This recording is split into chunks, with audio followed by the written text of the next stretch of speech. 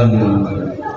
हम बड़े ही ममनून और मशकूर हैं हज़रत ने हमसे रूबरू होकर अपने दिल का दर्द हमारे सामने रखा, हमारे हौसलों को बढ़ाया और हमें फिर से याद दिला दिया कि इस उम्मत मुस्लिमा की खूबियों में से एक अजीम खूबी ये है कि ये उम्मत कभी भी बिल्कुलिया मफलूज नहीं हो सकती, ये कभी भी पूरी तरह ज़ख्म खुर्दा होकर मुर्दा नहीं हो सकती, बल्कि तारीख हमें याद दिलाती है कि जब भी ये कौम गिरी है ये गिरकर फिर संभली है, जब भी ये एक कदम पीछे हुई है संभल कर फिर 2 कदम ये आगे को बढ़ी है। अगर कभी इसे जख्म आए हैं तो इसने जख्म खाने के बाद फिर से संभल कर और सीना सबर होकर दुश्मन का मुकाबला किया है और जमाने के चैलेंजेस को कबूल किया है।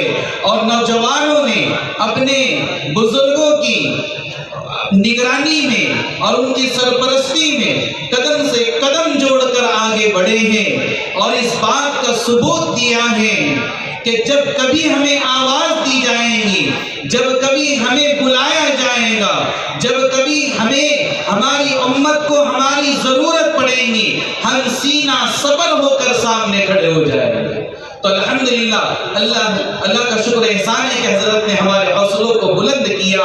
अब इन्हीं हौसलों को जिला देने के लिए हमारे नूरे नजर, हम सब की दिलों की धड़कन हजरत जनाब मुनव्वर जमा साहब को ज़हमत स्टेज देने जा रहा हूँ कि हजरत सर हमारे रूबरू हो जाए और ये जो लाखों लोग एक प्यास लेकर दूर दराज से चल कर आए, यकीनन ये इल्म की प्यास थी जिसने मजबूर कर दिया कि हमारी बच्चे, हमारी बच्चियां, हमारी माएँ, हमारी बहनें, हमारे दोस्तों अहबाब अभी हमें नजर नहीं आ रहे हैं, जो पूरे रास्तों पर चौराहों पर सुबह से लेकर अब तक थके हुए हैं।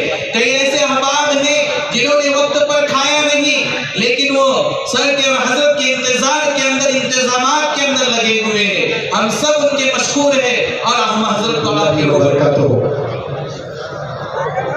ये साइड से निकाल लो। हर इंसान की कुछ कमजोरी भी होती है, कुछ स्ट्रेंथ भी होती है। तो मैं भी इंसानों में शुमार हूँ, मुझ में भी कुछ स्ट्रेंथ है, कुछ वीकनेसेस है। जब सलाम का जवाब नहीं आता है तो इस बंदे के जुबान पे कुछ वर्ड्स नहीं आते हैं। नहीं, सलाम नहीं किया मैंने, अभी करूँगा तो फिर। कल ऐसे ही हुआ था, कल मैंने सलाम किया तो बुरखे में जो लड़कियां थी इतनी आवाज में जवाब दिया था लड़कियों ने, सारे लड़कों को 104 बुखार आ गया था। वो गर्मी लड़कियों ने दिखाई, हालांकि सामने बैठे लड़के थे, वो तो पर्दे में थे।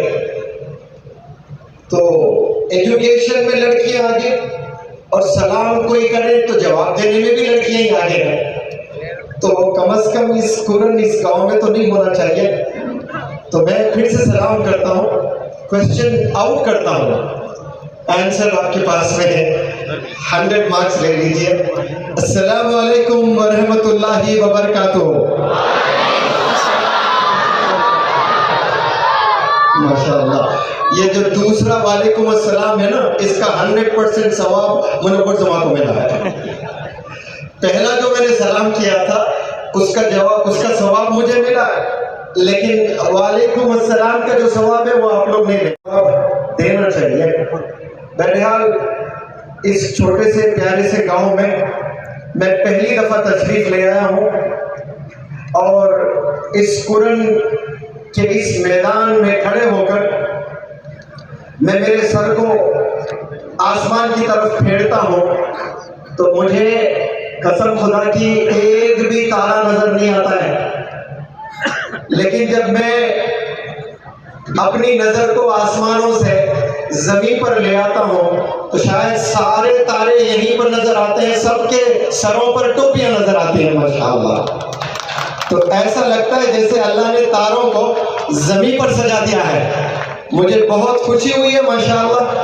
सारे माशाअल्लाह टोपी में यहाँ तशरीफ फरमा है और बहुत से ख़वातीन, बहुत से नौजवान लड़के लड़कियां भी यहाँ पर तशरीफ़ ले आए हैं और मुझे यकीन है कि मुझे आधे घंटे से 1 घंटे बोलने का परमिशन तो होगा यहाँ पर।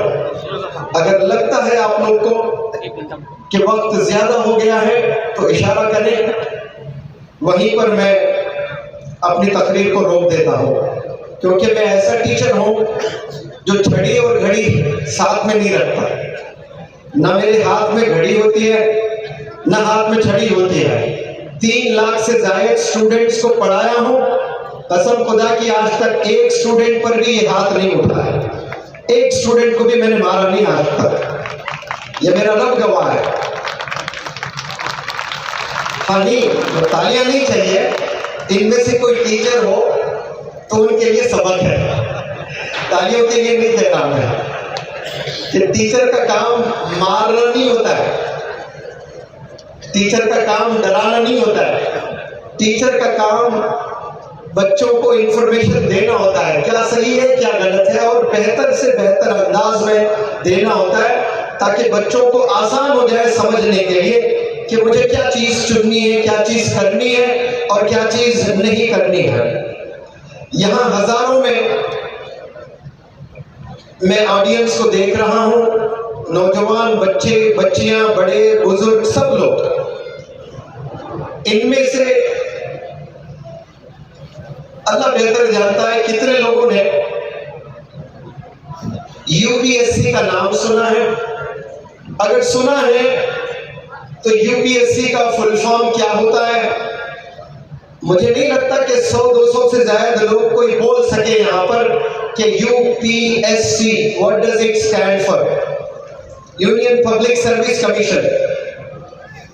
ये जो इम्तिहान गवर्नमेंट ऑफ इंडिया कंडक्ट करती है, एक दौर था हिंदुस्तान का सबसे टफ एग्जाम हुआ करता था आईएएस आईपीएस का, लेकिन आज 2023 में यही जो एग्जाम है ये हिंदुस्तान का टफ एग्जाम नहीं है, ये पूरे वर्ल्ड का, दुनिया में जितने इम्तिहान लिखे जा रहे हैं ना, उन तमाम इम्तिहानों में सबसे टफ जो एग्जाम है वो हिंदुस्तान का यूपीएससी एग्जाम हो चुका है माशाअल्लाह, क्योंकि इतना कंपटीशन हुआ है इस देश में। अब जब यूपीएससी का फुल फॉर्म नहीं पता है तो हमारी कौम के बच्चे कब आईपीएस ऑफिसर बनेंगे और कब आईएएस ऑफिसर बनेंगे? आईएएस का भी फुल फॉर्म नहीं पता, आईपीएस का भी फुल फॉर्म नहीं पता, और मजीद 2 होते हैं इसमें, आईआरएस भी होता है, आईएफएस भी होता है। एक रेवेन्यू सर्विसेज, एक फॉरेन सर्विसेज, एक पुलिस सर्विसेज, एक एडमिनिस्ट्रेटिव सर्विसेज होते हैं, आईएएस, आईपीएस, आईएफएस और आईआरएस। बहरहाल मैं ये आप लोग को इसलिए बता रहा हूं कि एक नौजवान, बल्कि बहुत से बंदे एग्जाम लिखते हैं, इसकी इंटरव्यू चल रही थी। दौरान इंटरव्यूअर जो सवाल पूछता है, उसने बहुत से बंदे बैठे हुए थे, वो बंदों को एक सवाल किया और वही सवाल मैं आपसे करने वाला हूं आज।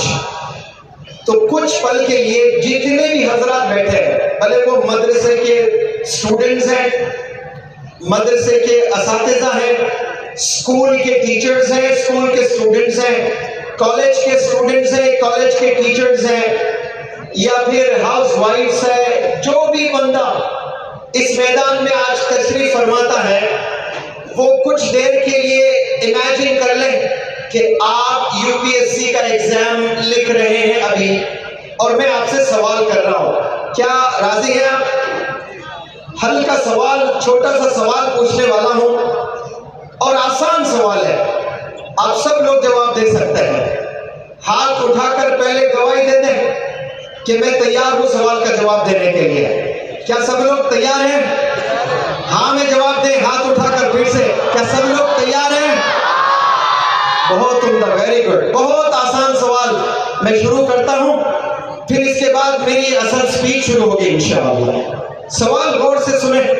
यहाँ जितने लोग तशरीफ फरमा है, mails and females, boys and girls, students and teachers, सबको यह सवाल जाता है। उस इंटरव्यूअर ने एक सिचुएशन दिया है, आईएएस एस्पिरेंट्स बैठे हुए थे। एस्पिरेंट्स मतलब जो ख्वाहिश रखते हैं, जो बनना चाहते हैं, उन्हें आईएएस एस्पिरेंट कहा जाता है।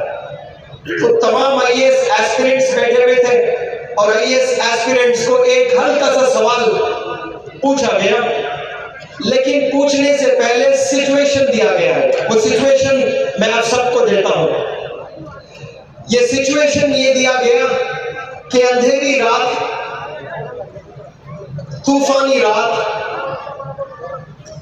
और एक छोटे से घर में आप अकेले बैठे हुए हैं और बड़ी बारिश हो रही है, तेज बारिश हो रही है और जंगल में हैं आप, घने जंगल में, जानवरों से भरा जंगल, आप बाहर नहीं निकल सकते।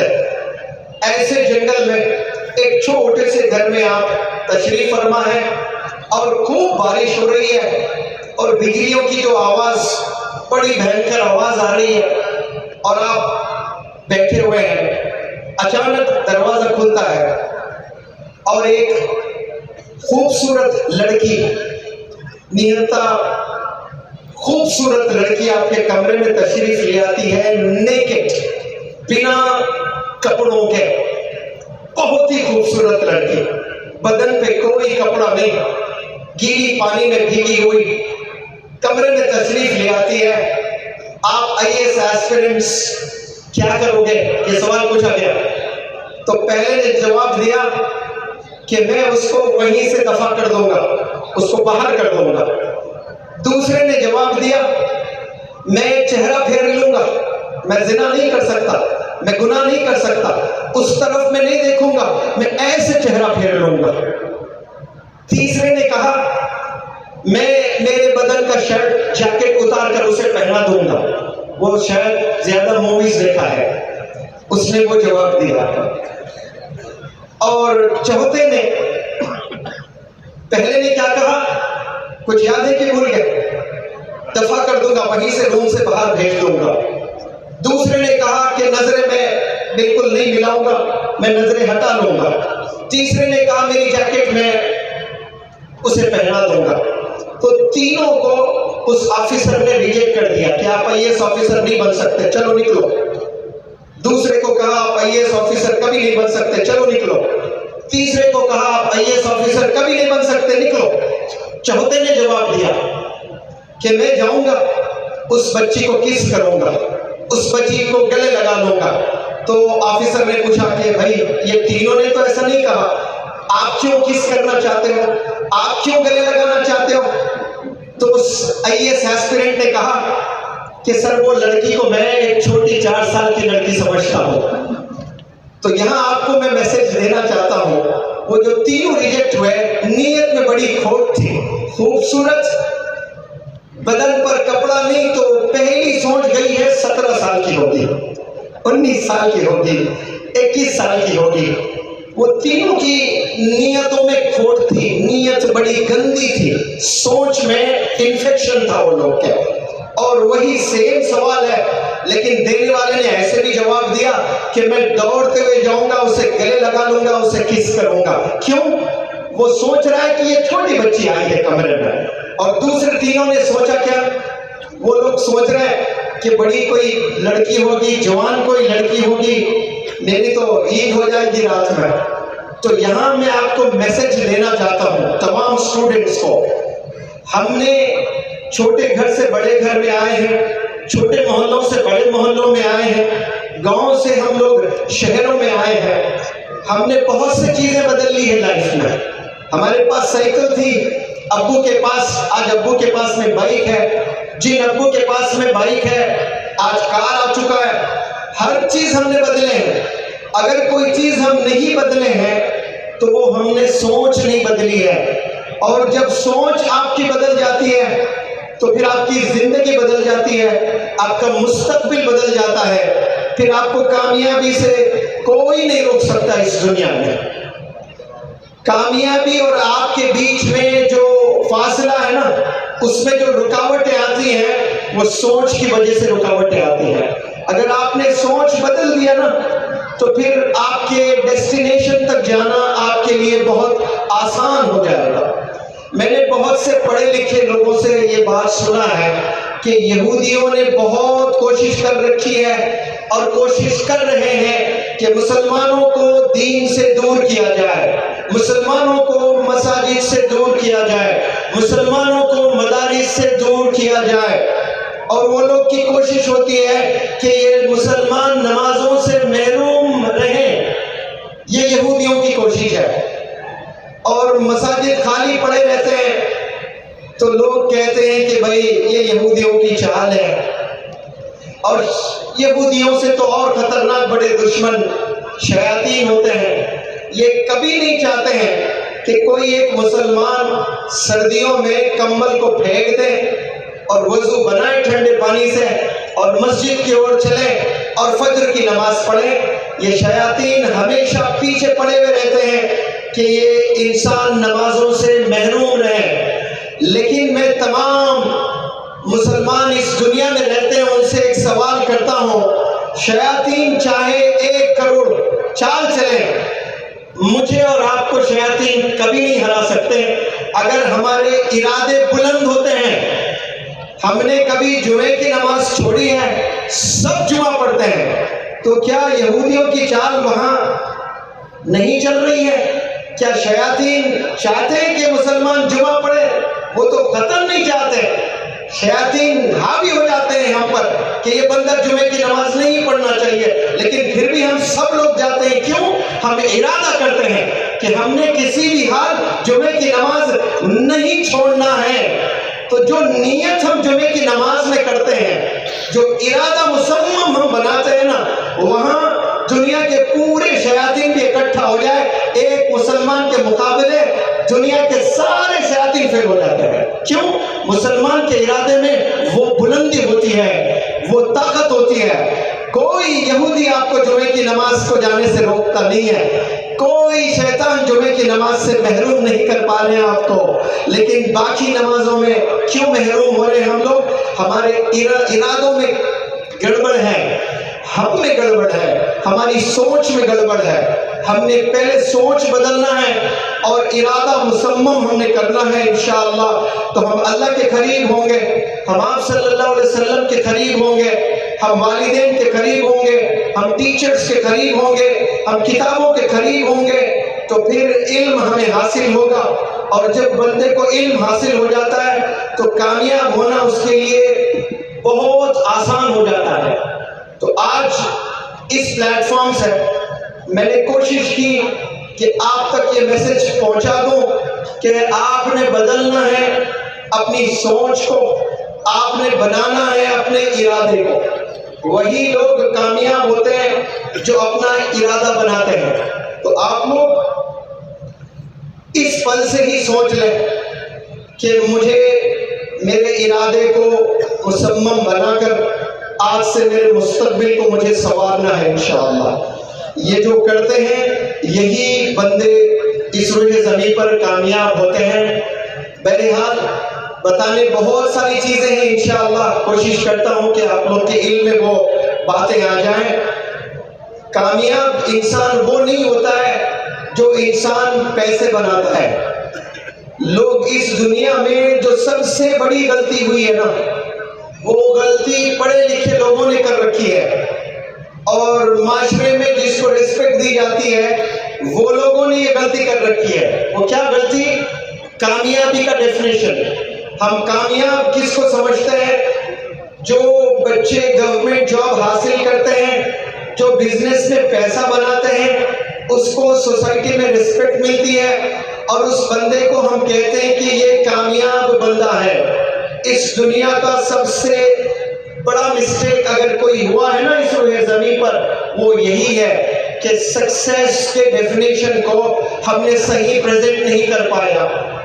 कोई बंदा डॉक्टर बनता है और अपने प्रोफेशन को जस्टिस नहीं करता है, कोई प्राइम मिनिस्टर बनता है इसी गांव का एक लड़का अगर प्राइम मिनिस्टर बन जाए तो पूरा गांव जश्न करता है कि इस पुरन के छोटे से गांव से एक लड़का पैदा होता है और प्राइम मिनिस्टर ऑफ इंडिया बनता है, और इसको आप बहुत बड़ा सक्सेस मानते हो। मुनव्वर जमा के नजदीक, मुनव्वर जमा के नजर में वो बंदा प्राइम मिनिस्टर ऑफ इंडिया जो बना है ये सक्सेस नहीं है, ये अचीवमेंट है। There is a huge difference between achievement and success. जमीन आसमान में जो डिफरेंस है ना, अचीवमेंट और सक्सेस में भी इतना ही डिफरेंस है। सक्सेस कब कहते हैं, कोई बंदा डॉक्टर बनता है तो अपने प्रोफेशन को वो जस्टिस करे, कोई बंदा टीचर बनता है तो अपने प्रोफेशन को वो जस्टिस करे, कोई बंदा आलिम बनता है तो वो अपने प्रोफेशन को जस्टिस करे, कोई बंदा जज बनता है, जज वो इंसाफ करे। सामने अपना बेटा भी खड़ा है कातिल बनकर और आप आसानी से उसको बचा सकते हो एज ए जज, लेकिन आपने उस वक्त में इंसाफ के एम्बेसडर बनकर आपने ऐसा जजमेंट देना कि अल्लाह आसमान में आपको राजी होकर मगफिरत के फैसले अल्लाह करना आपके लिए। इसे कहते हैं जस्टिस। जस्टिस नाम ही है, सुप्रीम कोर्ट का जस्टिस होता है, हाई कोर्ट का जस्टिस होता है, लेकिन कई ऐसे होते हैं जो जस्टिस ही नहीं करते हैं, तो वो तो उसका अचीवमेंट हुआ है, उसका सक्सेस कहाँ हुआ है। तो बिल्कुल इसी तरह कोई प्राइम मिनिस्टर बन गया, कोई चीफ मिनिस्टर बन गया और 5 साल उसने काम किया है लेकिन बहुत से लोगों पर उसने जुल्म किया है, तो फिर वो कामयाब नहीं हुआ है, वो उसका अचीवमेंट है। ऐसे बहुत से अचीवमेंट्स इंसान इस दुनिया में कर लेते हैं। तो कामयाब अल्लाह सुब्हानहू व तआला रोज़े क़यामत में बताएगा कि कौन बंदा कामयाब है और कौन बंदा नाकामयाब है। तो यहाँ पैसे को आप तरजीह ना दें। आप मिलियंस ऑफ डॉलर्स बना सकते हैं, बिलियंस ऑफ डॉलर्स बना सकते हैं, लेकिन हलाल तरीके से आपने बनाना है। अक्ले हलाल की कमाई होनी चाहिए। गलत तरीके से आप पैसे बनाओगे तो फिर आप कुछ भी अचीव कर ले, अल्लाह के नजदीक जवाबदेह आप है और रोज़े क़यामत में आपने पकड़े जाना है और रोज़े क़यामत में आपने एक एक चीज का हिसाब देना है। इसीलिए पेरेंट्स कभी भी बच्चों को पैसों पर ज्यादा तरजीह ना दें, कैरेक्टर पर तरजीह दें। इंसान को कैरेक्टर पहले बहुत जरूरी होता है। कैरेक्टर बनाकर वो टीचर बने, कैरेक्टर बनाकर वो एडवोकेट बने, कैरेक्टर बनाए फिर वो चीफ मिनिस्टर बने, वो जज बने, वो प्राइम मिनिस्टर ऑफ इंडिया बने, वो कुछ भी बनना चाहे वो बने, लेकिन उस बंदे में कैरेक्टर का होना बेहद जरूरी है। चूंकि ये मदरसा है और मदरसे के भी बहुत से तलबा हैं और मैं हर प्लेटफॉर्म से ये मैसेज देने की कोशिश करता हूँ कि अल्लाह सुब्हानहू व तआला आप सल्लल्लाहु अलैहि वसल्लम को कमांड दिए कि आप अपने घर वालों को दीन सिखाइए, इस्लाम की टीचिंग्स सिखाइए। तो अल्लाह सुब्हानहू व तआला ने आप सल्लल्लाहु अलैहि वसल्लम ने अपने घर वालों को इस्लाम की टीचिंग्स दी, दीन की दावत की। फिर कुछ दिन बाद फिर अल्लाह का कमांड आता है कि आप अभी अपने खानदान के जो अफराद हैं, फैमिली मेंबर्स हैं, वो फैमिली मेंबर्स को दीन की दावत दीजिए। तो आप सल्लल्लाहु अलैहि वसल्लम ने वो दीन की दावत अपने फैमिली मेंबर्स को दी। उस वक्त में आम खास दावतें नहीं दी जा सकती है, छुप छुप कर दीन की दावतें दी जाती थी, क्योंकि इस्लाम के दुश्मन बहुत थे, तो छुप छुप कर दीन की दावतें दी जाती थी। एक दिन आया, अल्लाह सुब्हानहू व तआला ने आप सल्लल्लाहु अलैहि वसल्लम से कहा अभी छुप छुप कर दीन की दावत नहीं देना है, अभी आम दावत दें। तो जब कमांड आपको मिला है तो आप सल्लल्लाहु अलैहि वसल्लम सफा पहाड़, सफा माउंटेन पर जाते हैं और ऊंचाई पर खड़े होते हैं। मक्का के तमाम लोग इकट्ठा हो जाते हैं और तमाम लोग इकट्ठा होने के बाद आप सल्लल्लाहु अलैहि वसल्लम एक सवाल करते हैं। वहाँ जितने लोग जमा थे उनसे एक सवाल करते हैं कि how did you find me all these days. English में नहीं, अरबी में सवाल किए, इन दिनों आपने मुझे कैसे पाए हो? बैक वक्त आवाज गूंजी, अस्सादिक अल अमीन, हमने आपको सच्चा और ईमानदार पाया है। अगर मेरी कोई तारीफ कर दे, आपको कोई तारीफ कर दे तो बेहद हम खुश हो जाते हैं। आप सल्लल्लाहु अलैहि वसल्लम was not satisfied with the response that came from the audience, from the people, from the huge crowd. Prophet Muhammad sallallahu alaihi wasallam was not happy or was not satisfied. वहाँ और एक सवाल आप रखते हैं और सवाल ये करते हैं कि पहाड़ के पीछे दुश्मन का लश्कर है और अटैक करने के लिए तैयार है। अगर मैं ऐसा कहता हूँ, क्या आप मेरी बातों पर यकीन रखेंगे? फिर बैक वक्त आवाज गूंजी, हम लोग 100% आपकी बात पर यकीन रखते हैं, क्योंकि आपकी मुबारक मुंह से, मुबारक जुबान से हमने कभी झूठ नहीं सुना है। होना तो ये चाहिए था कि आप सल्लल्लाहु अलैहि वसल्लम को अल्लाह का मैसेज सीधे सीधे रख दे, अल्लाह की बात को सीधे रख दे अवाम में, लेकिन अल्लाह की बात को सीधे सीधे नहीं रखा। पहले इम्तिहान लिया है, अपना इम्तिहान, अपना टेस्ट। अगर मेरा टेस्ट मैं लेने लगूं तो यहाँ से मैं भाग जाऊंगा। आप में भी उतनी जरूरत नहीं होगी कि आप स्टेज पर आए और आपका इम्तिहान लें। सब लोग डरते हैं खुद का इम्तिहान लेने के लिए, लेकिन अवाम में आप सल्लल्लाहु अलैहि वसल्लम ने पहले अपना इम्तिहान लिया है, अपना इम्तिहान लिया है। पहले अपने जात को रखा, फिर उसके बाद अल्लाह की बात को रखा। पहले क्या रखा? अवाम में जात को रखा, अपने कैरेक्टर को रखा। सारा मजमा पहले अटेस्ट किया है, बताया है कि आप सच्चे हैं, आप ईमानदार हैं, आपके मुबारक मुंह से हमने कभी झूठ नहीं सुना। ये कंफर्म करने के बाद फिर अल्लाह की बात को आपने अवाम में रखा। इससे जब ये मैंने एक आलिम दीन के मुंह से ये सुना तो मुझे क्या मैसेज मिला? मेरे जो अल्लाह ने मुझे ब्रेन दिया है उसमें क्या समझ में आया? मुझे ये समझ में आया कि दीन की अगर दावत हमने देना है ना, आम लोगों में जाकर या आवाम में अल्लाह की बात को रखना है, तो पहले अपने जात को बनाना पड़ेगा, उसके बाद मुंह खोलकर बात रखना है। सबसे पहले अपनी जात को बनाना पड़ेगा।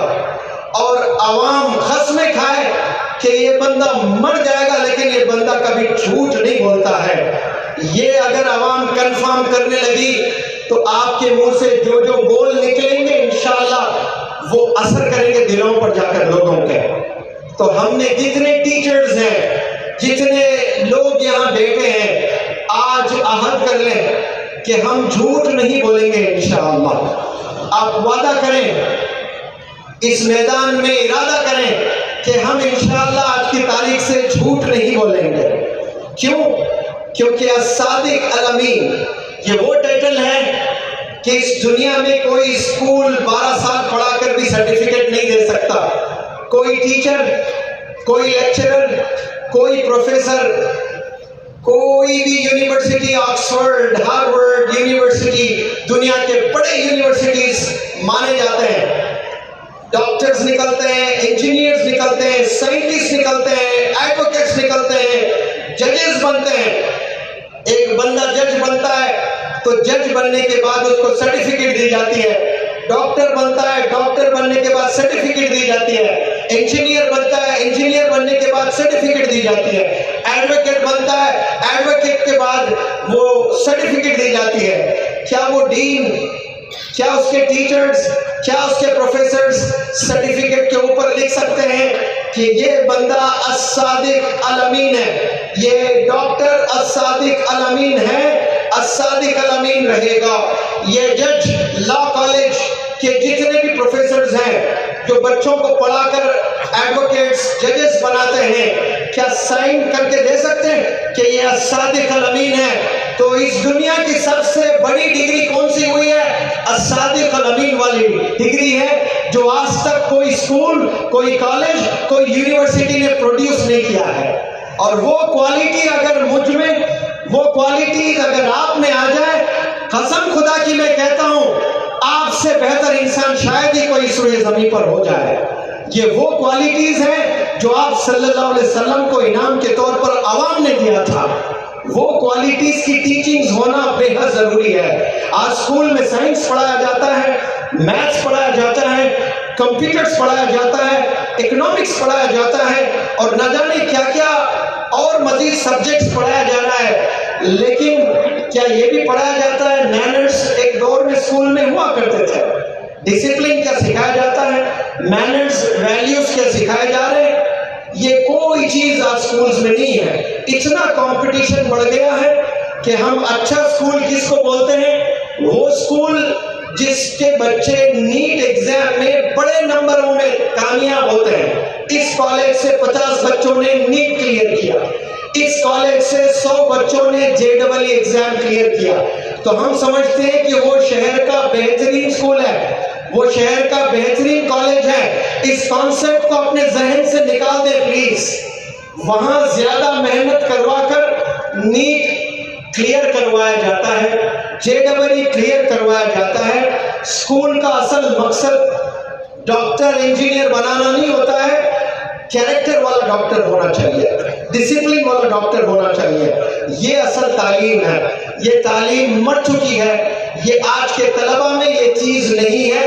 इसीलिए जैसे मौलाना ने फरमाया था, हजरत ने अभी, ऐसे कई बच्चों को मैंने पढ़ाया है जिनके वालिदैन मेरे पास आकर शिकायत करते हैं, रो रो कर शिकायत करते हैं कि मेरी बेटी ने मुझे मारकर गर्दन तोड़ दी है, माँ ऐसी ही है।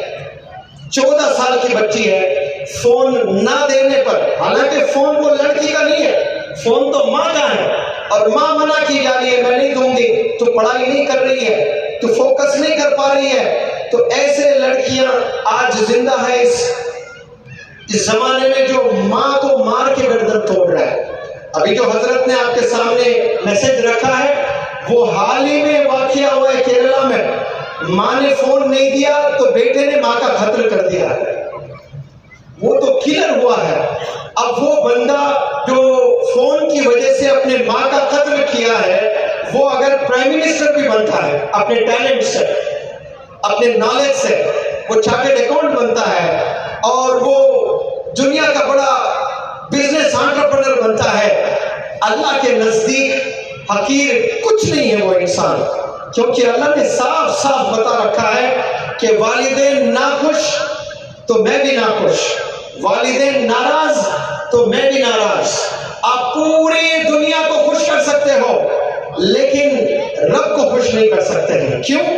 क्योंकि रब ने कह दिया कि पहले अपने वालिदैन को खुश करो, वालिदैन को राजी करो, फिर मैं भी खुश रहूंगा और मैं भी राजी हो जाऊंगा। और जब रब राजी हो जाता है और सब लोग साजिशें रचते हैं आपको खींचने के लिए, आपको हराने के लिए, दुनिया की कोई ताकत आपको रोक नहीं सकती है कामयाब होने से। अगर आपका रब आपसे राजी है तो रब राजी होने के उलमा हजरात कुछ फॉर्मूले बताते हैं। उन कुछ फॉर्मूलों में ये भी एक फॉर्मूला है, वो क्या है? माँ की खिदमत करना, वालिदैन की खिदमत करना। लेकिन आज के नौजवान बच्चों में ये चीज बिल्कुल भी नहीं है। माँ को, बाप को 70% जितने भी कॉलेज गोइंग और स्कूल के कुछ 8, 9 स्टैंडर्ड के जो बच्चे हैं, उनके सबसे बड़े दुश्मन कौन है आज?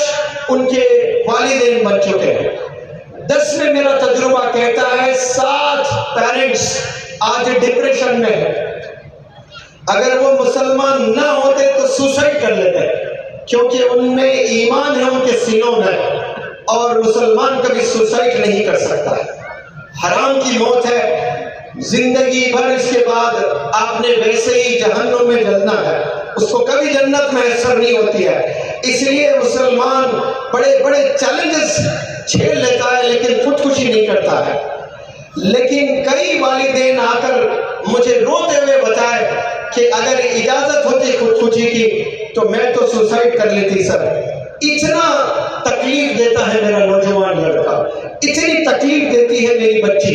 ये कौन बोल रहे हैं? वालिदैन। वही वालिदैन जो 15 साल पहले जब आप पैदा हुए थे खुशी का ठिकाना नहीं था, जेब में पैसे नहीं थे, यहाँ से वहां से पैसे इकट्ठा करके घर में जश्न किया था, घर में दावत की थी, और 15 साल के बाद आप धोखेबाज निकले, आप धोखा देने लगे, अपने वालिदैन को धोखा दे रहे हो, अपने वालिदैन को तकलीफ दे रहे हो, अपने वालिदैन को डिप्रेशन में डाल रहे हो। तो याद रख लें, आपकी उम्र 15 और 17 है। नेक्स्ट 15 इयर्स में आप ऐसे डिप्रेशन में जाओगे कि दुनिया में आपको एक सांस लेना भी मुश्किल हो जाएगा। क्यों? आपने बद्दुआएं ली है अपने वालिदैन से। कभी कामयाब मैसर नहीं होगी आपको।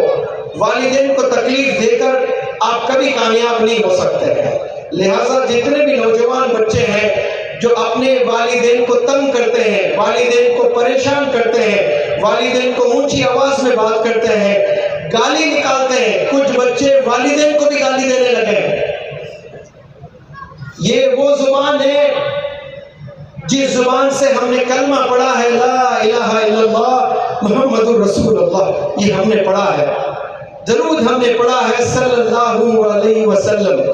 हमने इस जुबान को सजाया है कलमे से, और एक दफा आपने इस जुबान को सजा दिया है कलमे से, फिर आखिरी सांस तक आपने गाली नहीं देना है इस जुबान से। मैं बहुत से प्लेटफॉर्म से ये मैसेज दिया भी हूँ और आज भी देता हूँ। क्या पता, जरूरी नहीं कि हर बंदा हर वीडियो मेरी देखे और आप तक वो मैसेज जाए। बड़ा प्यारा मैसेज है, आप देखें।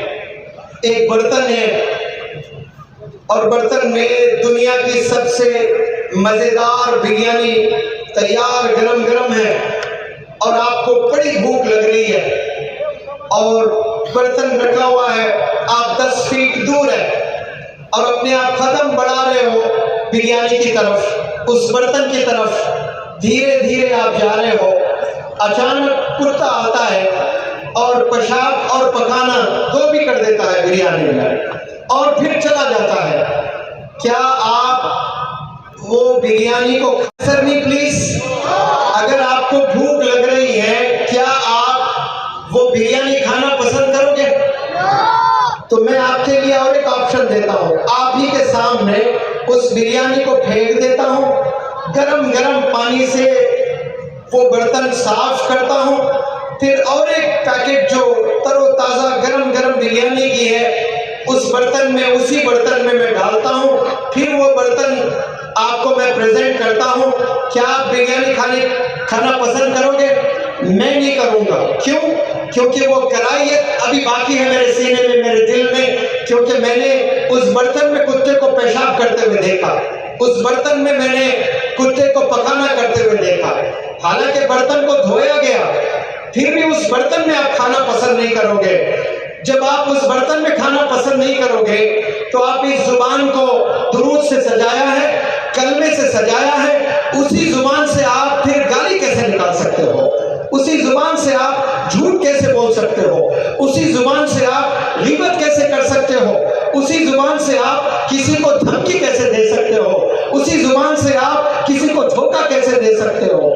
आज हम लोग नमाज भी पढ़ते हैं, झूठ भी बोलते हैं, नमाज भी पढ़ते हैं, गाली भी देते हैं, नमाज भी पढ़ते हैं, ग़ीबत भी करते हैं, नमाज भी पढ़ते हैं, धमकाते भी हैं, नमाज भी पढ़ते हैं, हमसे कम तरीन जो लोग होते हैं उन्हें डराते भी हैं। तो फिर अल्लाह के नज़दीक हमारी इबादत काबिल कबूल नहीं होती है। नमाज उसको कहते हैं जो आपके कैरेक्टर को बनाए, नमाज उसको कहते हैं जो आपको झूठ बोलने से बचाए, नमाज उसको कहते हैं जो आपको ग़ीबत करने से रोके। नमाज वो काबिल कबूल नमाज होती है।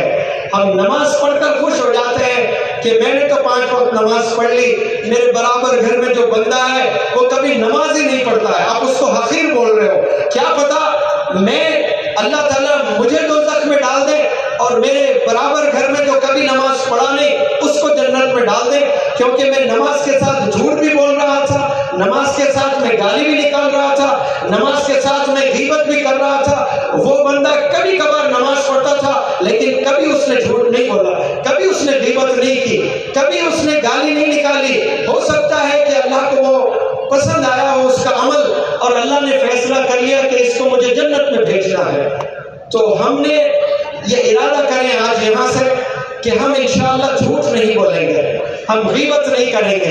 इस जुबान को हमने सजा दिया है कलमे से, इस जुबान को हमने सजा दिया है दुरूद से, फिर कभी गाली नहीं निकालेंगे इंशाअल्लाह। मेरी पूरी जिंदगी में मेरे दादा जान, मेरे अब्बू जान, मेरे अब्बू के 2 भाई जिन्हें हम ताया कहते हैं, मेरे नाना, ये 5 पर्सनैलिटीज, मेरे दादा, मेरे अब्बू, मेरे नाना, मेरे 2 ताया, 5 लोगों के जुबान से मैंने एक दफा भी गाली नहीं सुनी अल्हम्दुलिल्लाह।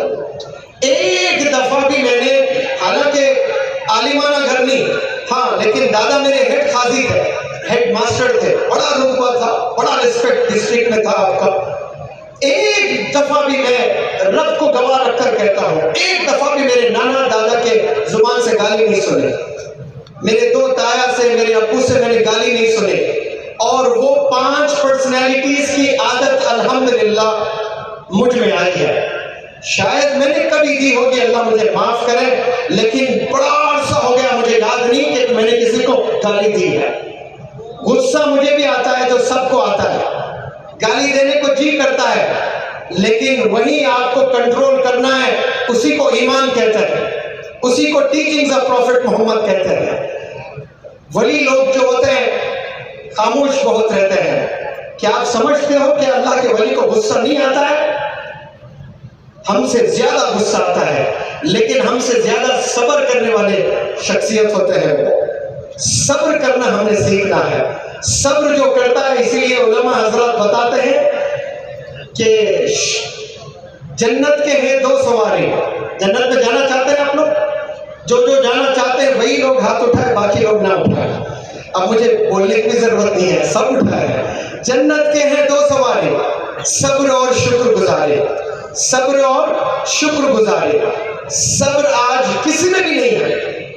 नौजवान बच्चों में तो गुस्सा यहां तक है, जरा भी सब्र नहीं है, तो आप मुश्किल है जन्नत में जाना। और दूसरी जो बात मैंने रखी है, शुक्रगुजारी, ग्रेटिट्यूड, थैंकफुलनेस। अब्बा की सैलरी है 20,000 में अब्बा की जिम्मेदारी है कि वो खाना खुद खाएं, अपनी बीवी को खिलाएं, अपने 3-4 बच्चों को खिलाएं। तो उस 20,000 में आपने खुश रहना सीखना चाहिए, आपने अल्लाह को शुक्रिया अदा करना सीखना चाहिए। लेकिन घुट घुट कर नौजवान मर जाते हैं, कोस कोस कर वालिदैन को कि मुझे ये होना तो ये होना, ये मुझे चाहिए तो ये मुझे चाहिए। अब वालिदैन को इतना प्रेशर डालते हैं कि वालिद बेचारा कुछ गलत कदम उठा लेता है, वो रिश्वत खाने लगता है, वो चोरी करने लगता है, वो कत्ल करने लगता है, वो गुनाहों में मुलविस होता है। क्यों? अपने बच्चों को खुश करने के लिए। और वो प्रेशर कहां से आता है? कई दफा तो अपनी बेगम से ही आता है, और बहुत से ज्यादा दफा तो अपने बच्चों की तरफ से आता है। उस वक्त में नौजवान बच्चों के सीनों में, नौजवान बच्चियों के सीनों में वो ईमान होना चाहिए कि डैडी मुझे ये फोन नहीं चाहिए, जब जरूरत होगी मैं आपके फोन से बात कर लूंगी, आप खामखा क्यों 40,000 जाय कर रहे हो, मुझे नहीं चाहिए, मैं पढ़ूंगा, मैं जॉब करूंगा, फिर उसके बाद मेरे पैसों से मैं डैडी फोन खरीदूंगा। लेकिन आज हर नौजवान लड़की यही चाहती है कि उसको गिफ्ट उसका बाप दे। याद रखें, आपको पैदा किए हैं आपके वालिदैन, इससे बड़ा और क्या गिफ्ट चाहिए आपको दुनिया में आपको वालिदैन ने इंट्रोड्यूस किया, इस खूबसूरत दुनिया को दिखाया, इसके बाद आपने मेहनत करके कामयाब होना है। आपको शेल्टर दिया है, आपको कपड़े दिए हैं, आपको खाना दिया गया है, ये गिफ्ट नहीं तो क्या है? इसके बाद आप मेहनत करें, आप इंजीनियर बने, आप डॉक्टर बने, आप बिजनेस एंटरप्रेन्योर बने, अपने वालिदैन को दें, तोहफे आपने देना है अपने वालिदैन को। लेकिन 25 साल का नौजवान वालिदैन से लड़ता है कि मुझे ये शर्ट चाहिए, मुझे ये ब्रांड का शूज चाहिए, मुझे वो कपड़े चाहिए। ये नौजवान कभी जिंदगी में कामयाब हो ही नहीं सकते, और शादी के बाद अपने बीवी, अपने बच्चों को भी खुश नहीं रख सकते हैं। जो 25 साल का नौजवान अपने वालिदैन को कोसते रहता है, वालिदैन को परेशान करते रहता है, वो अपने बीवी, अपने बच्चों को कभी खुश नहीं रख सकता है। वहां सब्र करना सीखना चाहिए, वहां अल्लाह को शुक्रिया अदा करना चाहिए। मैं हमेशा एक बात बताने लगता हूँ, आज मैं बताऊंगा, आप लोग के इल्म में ले आऊंगा। ये क्रिकेट का जमाना चल रहा है, वर्ल्ड कप का जमाना चल रहा है और इंडिया बहुत अच्छा खेल रही है, बल्कि 10 कंट्रीज में टेबल में सब पर सबसे टॉप इंडिया ही है। 6 मैचेस अभी तक खेली है, एक भी इंडिया नहीं हारी है माशाल्लाह। दुआ करता हूं कि हमारा देश और बेहतर से बेहतर परफॉर्म करे, वर्ल्ड कप भी जीते। और अगर वर्ल्ड कप जीत भी जाता है और Virat Kohli player of the tournament award भी मिलता है और वर्ल्ड कप होने के बाद में इस कुरन गांव में विराट कोहली का हेलीकॉप्टर उतरता है और एक घर में जाकर विराट कोहली बैट पर सिग्नेचर करके वो प्रेजेंट करता है, यही बैट से मैंने वर्ल्ड कप खेला, इसी बैट से मैंने वर्ल्ड कप में 4 सेंचुरीज लगाए और इसी बैट की वजह से मुझे प्लेयर ऑफ द टूर्नामेंट मिला है। लेकिन आपके कमेंट्स मैंने पढ़े, आप लगता है कि आप मेरे बड़े फैन हैं, लिहाजा मैं ये बैट आपको प्रेजेंट करना चाहता हूं। तो आप सोशल मीडिया पर वो डालोगे तस्वीर तो दुनिया में लाखों करोड़ों लोग आपको देखेंगे और ओवरनाइट आप स्टार बन जाओगे, क्योंकि आपके हाथ में वो बल्ला है जो क्रिकेट का बादशाह विराट कोहली ने प्रेजेंट किया है। लेकिन नौजवान बच्चों, आप लोग के इल्म में बात मैं ले आना चाहता हूं, जब आप छोटे थे वालिद के जेब में पैसे नहीं हुआ करते थे, धूप में जाकर वालिद मेहनत किया करता था, सब्जी बेचकर, ऑटो चलाकर, रिक्शा चलाकर उसने 3 रुपए इकट्ठा करके जो पेन खरीदा है, ऐसे विराट कोहली के 1000 करोड़ ठीक है कुछ नहीं है जो आपके बाप ने आपके हाथ में पेन थामा है।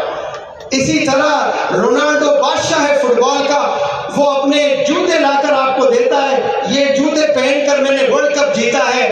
वो जूतों की कोई कीमत नहीं है जो पहला जूता आपके वालिद ने आपको प्रेजेंट किया है।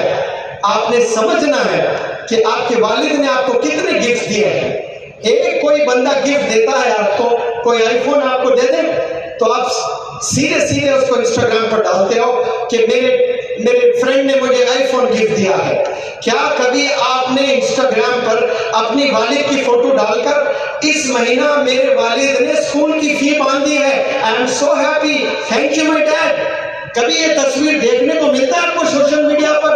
आज मेरी अम्मी ने बड़ा मजेदार खाना बनाया है, थैंक यू माय मॉम, ये तस्वीर कभी डाला आपने? आपको ताजमहल पसंद है, अपनी अम्मी पसंद नहीं है। आपको कश्मीर की वादियां पसंद है, आपको अब्बू का पसीना पसंद नहीं है। आपने समझना है कि वालिदैन कौन होते हैं। इस दुनिया में 800 करोड़ लोग जिंदा है अभी, इन 800 करोड़ में सबसे बेहतरीन अगर 2 कोई पर्सनैलिटीज आज मौजूद है तो वो आपकी अम्मी जान और वो आपके अब्बू जान है। बाकी सब तराजू के एक पल्ले में और आपके वालिदैन एक तराजू के पल्ले में, वो आपके हीरोज हैं, वो आपके स्टार्स हैं। लेकिन हमने आज तक नहीं समझे हैं। हम स्टार विराट कोहली को समझते हैं, हम स्टार शाहरुख खान को समझते हैं, हम स्टार कोई और बंदों को समझ बैठे हैं। आपने समझना कि आपके वालिद हैं कौन। वो सुबह जाकर रात में आते हैं, मेहनत करते हैं। हिंदुस्तान की गर्मियों से सब वाकिफ है, कभी 50 डिग्री पे भी धूप आ जाती, गर्मी हो जाती है, पसीनों में लुत्फुत वालिद मेहनत करके आता है और उन वालिद से आप पूछे एक दफा कि अब्बू आप इतनी जो मेहनत करते हो ये किसके लिए आप मेहनत कर रहे हो? क्या आपके अब्बू बोलते हैं कि बेटा मैं विराट कोहली के लिए मेहनत कर रहा हूँ, मैं फलाने स्टार के लिए मेहनत कर रहा हूँ? नहीं, आपके वालिद के विराट कोहली तो आप हैं, आपके वालिद के स्टार तो आप हैं। वालिद मेहनत किया जा रहा है, क्यों? कि मेरा बेटा स्टार बन जाए। विराट कोहली वर्ल्ड कप खेलने जब जाता है, सुनील गावस्कर का एक मैसेज बड़ा वायरल हुआ है। 5 नवंबर को विराट कोहली का बर्थडे है और साउथ अफ्रीका के साथ वो अपनी 50वीं शतक लगाएगा। देश ऐसा एक्सपेक्ट करता है आपसे, और क्यों ना करें, स्टार है वो, बेहतरीन खिलाड़ी है। और जब मैच चलता है और विराट कोहली मैदान में कदम रखता है, वाकई सारे जितने भी व्यूअर्स होते हैं, इंडिया के फैंस होते हैं, सबकी चाहत यही होती है कि विराट कोहली सेंचुरी लगाए। तो आपके हाथ में भी एक दिन बैट आता है और एग्जाम्स होते हैं, वो बैट पैड की शक्ल में होता है।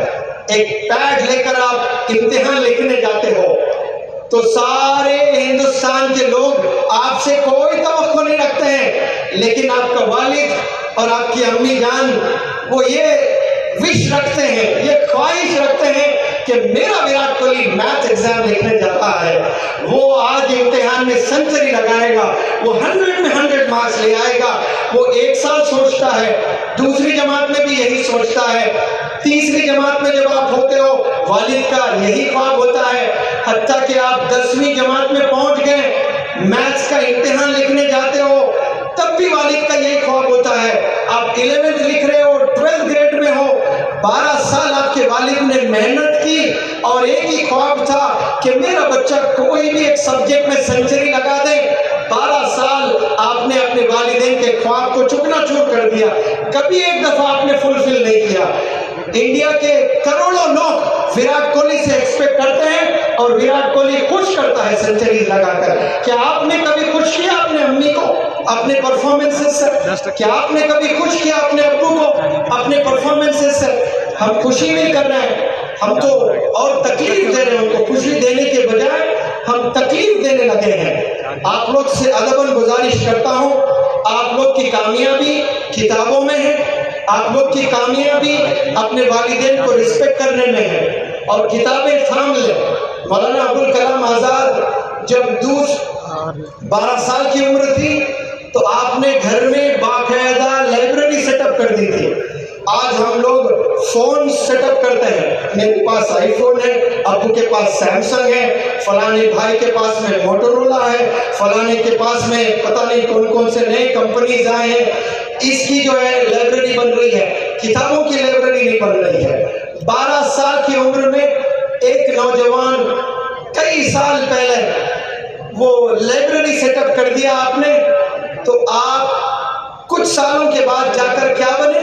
आप एजुकेशन मिनिस्टर बने और एजुकेशन मिनिस्टर बने लेकिन आपने वो चीज किया हजरत, आपने IIMs ले आया, आपने IITs ले आया। 70 साल हो गए, पाकिस्तान में ऐसे यूनिवर्सिटीज नहीं बने, श्रीलंका में ऐसे यूनिवर्सिटीज नहीं बने, बांग्लादेश में ऐसी यूनिवर्सिटीज नहीं बने जो आजादी के बिल्कुल 1-2 साल में आपने IITs कायम किया है। Institute of technology, Indian institute of technology, Indian institute of management, ऐसी तालीम होती है वहां पर। एक इम्तिहान होता है जिसका नाम है कैट, CAT कैट, इसका फुल फॉर्म भी नहीं पता होगा आप लोग को, common aptitude test, common aptitude test. Graduation के बाद ये लिखा जाता है, इसमें जो भी लिखकर कामयाब होते हैं उनको IIMs में दाखिला मिलता है। इंडियन इंस्टीट्यूट ऑफ मैनेजमेंट बमुश्किल 20 होंगे पूरे हिंदुस्तान में। वहां नौजवान लड़का एक दफा कदम रखता है कैंपस में, बड़े बड़े मल्टीनेशनल कंपनीज आकर उसको स्कॉलरशिप देने लगते हैं कि नेक्स्ट 3 इयर्स, नेक्स्ट 2 इयर्स जो भी आप पढ़ाई करोगे, हर महीना हम आपको इतनी स्कॉलरशिप देंगे, लेकिन पढ़ाई मुकम्मल होने के बाद प्लीज पहले इंटरव्यू आप हमें देना चाहिए। क्यों? वहां इतनी तालीम दी जाती है, ऐसा जबरदस्त बिजनेस के मंत्र सिखाए जाते हैं कि पोस्ट ग्रेजुएशन के बाद उस नौजवान बच्चे के हाथ में एक पेन और एक पेपर दे दे, वो आपको बिजनेस का ऐसा फार्मूला देगा, आप 1000 करोड़ ऐसे ही बना लोगे। ये जो स्विगी बना है ना, जोमैटो बना है, ये उबर बने हैं, ये ओला बने हैं, इसका सब फायदा उठा रहे हैं। यस और नो? फायदा उठा रहे हैं कि नहीं उठा रहे? हमने सिर्फ फायदा उठाने के लिए नहीं लाया, ये कोई नौजवान बच्चों ने स्टार्टअप किया है, उन लोग के दिमाग में कैसा आया होगा? कभी हम लोग तसव्वुर किए कि घर में बैठे फोन करें खाना आ जाए? पहले बाहर निकलकर ऑटो का इंतजार क्या हमने 1-1 घंटा नहीं किया? या बड़े बड़े हजरत बैठे हुए किया कि नहीं किया? 20 रुपए कहा तो नहीं 15 रुपए देंगे और मजीद 10 मिनट हम बहस कर लेते थे। घर से निकलकर आधा घंटा लगता था हमें, आज 2 मिनट में आपके पास एयर कंडीशन की कार आती है, आप बैठते हैं, 15 मिनट में आप पहुंच जाओगे और वहां आपको मैसेज भी मिल रहा है कि भाई इस रास्ते से ना जाओ, ट्रैफिक है, इस रास्ते से जाओ। ये कौन बना रहे? ये बिजनेस IIMs के बच्चे पढ़कर ये सारी चीजें, ये टेक्नोलॉजी वजूद में आई है और हम लोग बिरयानी खाने में वक्त गुजार रहे हैं। क्रिकेट मैचेस देखने में वक्त गुजार रहे हो, इश्कबाजी में हम वक्त गुजार रहे हो, वालिदैन को गाली निकालने, वालिदैन को सताने में हमारा वक्त बीत रहा है। मैं चाहता हूं कि आप लोग पढ़ाई करें। यहाँ ये जो एजाजुल उलूम मदरसा कायम है, माशाल्लाह आपके पास में 17 एकड़ जमीन है। मुनव्वर जमा के पास में अगर 17 एकड़ जमीन होता, मैं दुनिया के कितने नौजवानों की जिंदगियों को बदल देता। 2023 2008 से पढ़ा रहा हूं, आज भी मेरी कोई ऑफिस नहीं है, कोई कैबिन नहीं है, कोई इंस्टीट्यूट नहीं है, कोई स्कूल नहीं है, कोई कॉलेज नहीं है। हाँ, 2 साल से अल्लाह ने कुछ पैसों से नवाजा है। होटल्स में मैं वर्कशॉप कर रहा हूँ, स्कूल्स कॉलेजेस जाकर 12-12 साल मैंने पढ़ा है, 1 रुपया मेरे पास सेविंग नहीं थी। 2019 में भी मैं मकरूज था, 2 लाख स्टूडेंट्स को पढ़ा चुका था, 22 स्टेट्स में पढ़ा चुका था, लेकिन मकरूज था मैं। और आपके पास में इतनी बड़ी जमीन है और आप लोग कुछ नहीं कर रहे थे।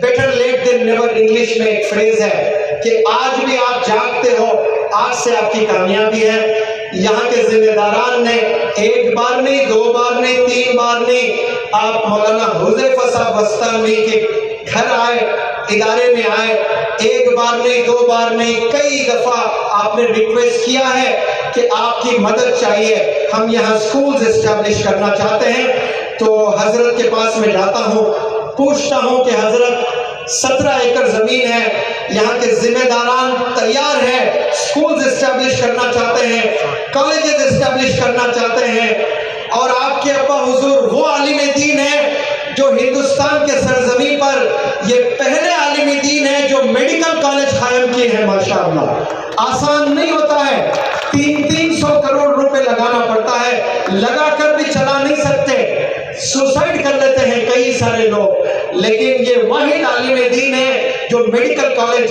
एस्टैब्लिश किए हैं।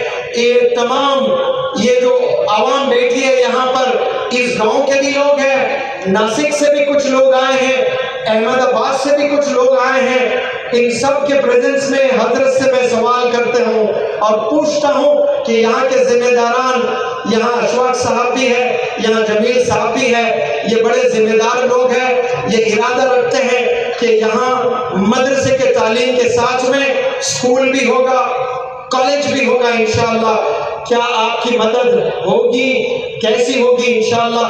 क्योंकि आज वो लोग सेलिब्रेट करेंगे इंशाअल्लाह। नहीं, इंशाअल्लाह यहाँ के जिम्मेदार लोग बार बार आए हैं और हमारी इनसे बात हुई है। इंशाअल्लाह बहुत जल्द ये कुरान की सरजमीन पर मुख्तलिफ किस्म के कॉलेजेस, इसमें ख़ास तौर पर BUMS या BHMS, इसी तरीके से B फार्मेसी, P फार्मेसी, तो जिन कॉलेजों की इस वक्त ज़रूरत है और मुस्तक़बिल में उम्मत के काम आ सकती है, ऐसी इंशाअल्लाह इदारे कायम किए जाएंगे।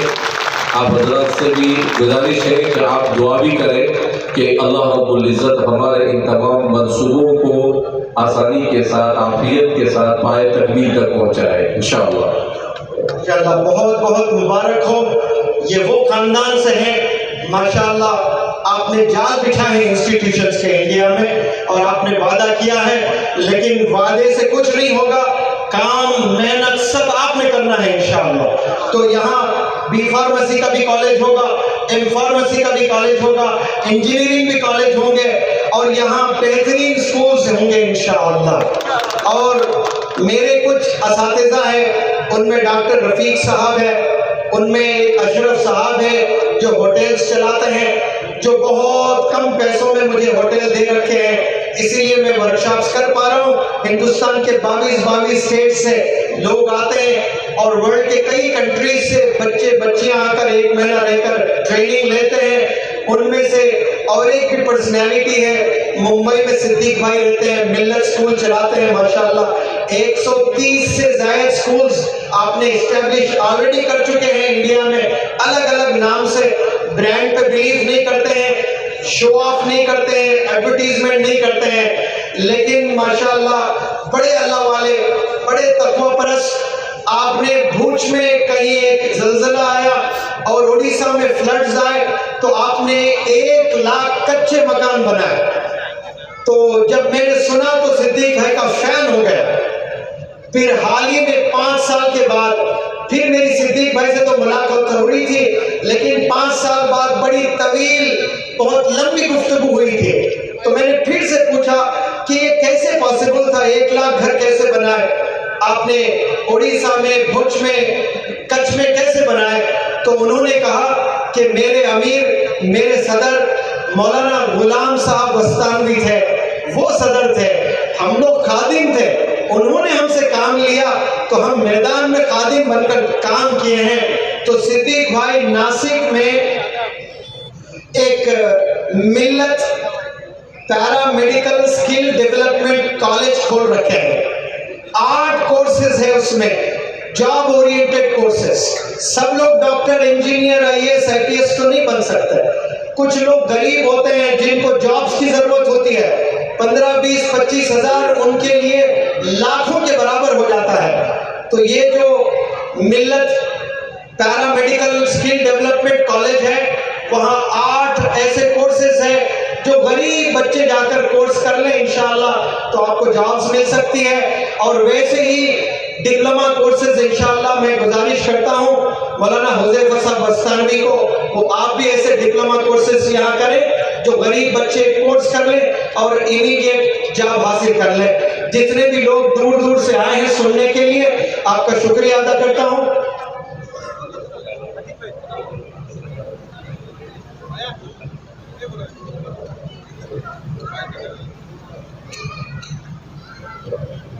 जी हाँ, मैं अपनी स्पीच को बिल्कुल खत्म ही करना जा रहा था, तो मौलाना जावेद साहब आए हैं, कुछ मैसेज मिला है मस्तूरात की तरफ से कि हम 10:30 11 बजे तक भी बैठना चाहते हैं, लेकिन हमारे लिए कुछ नहीं बोला जा रहा है, हमारे लिए भी कुछ बोलिए।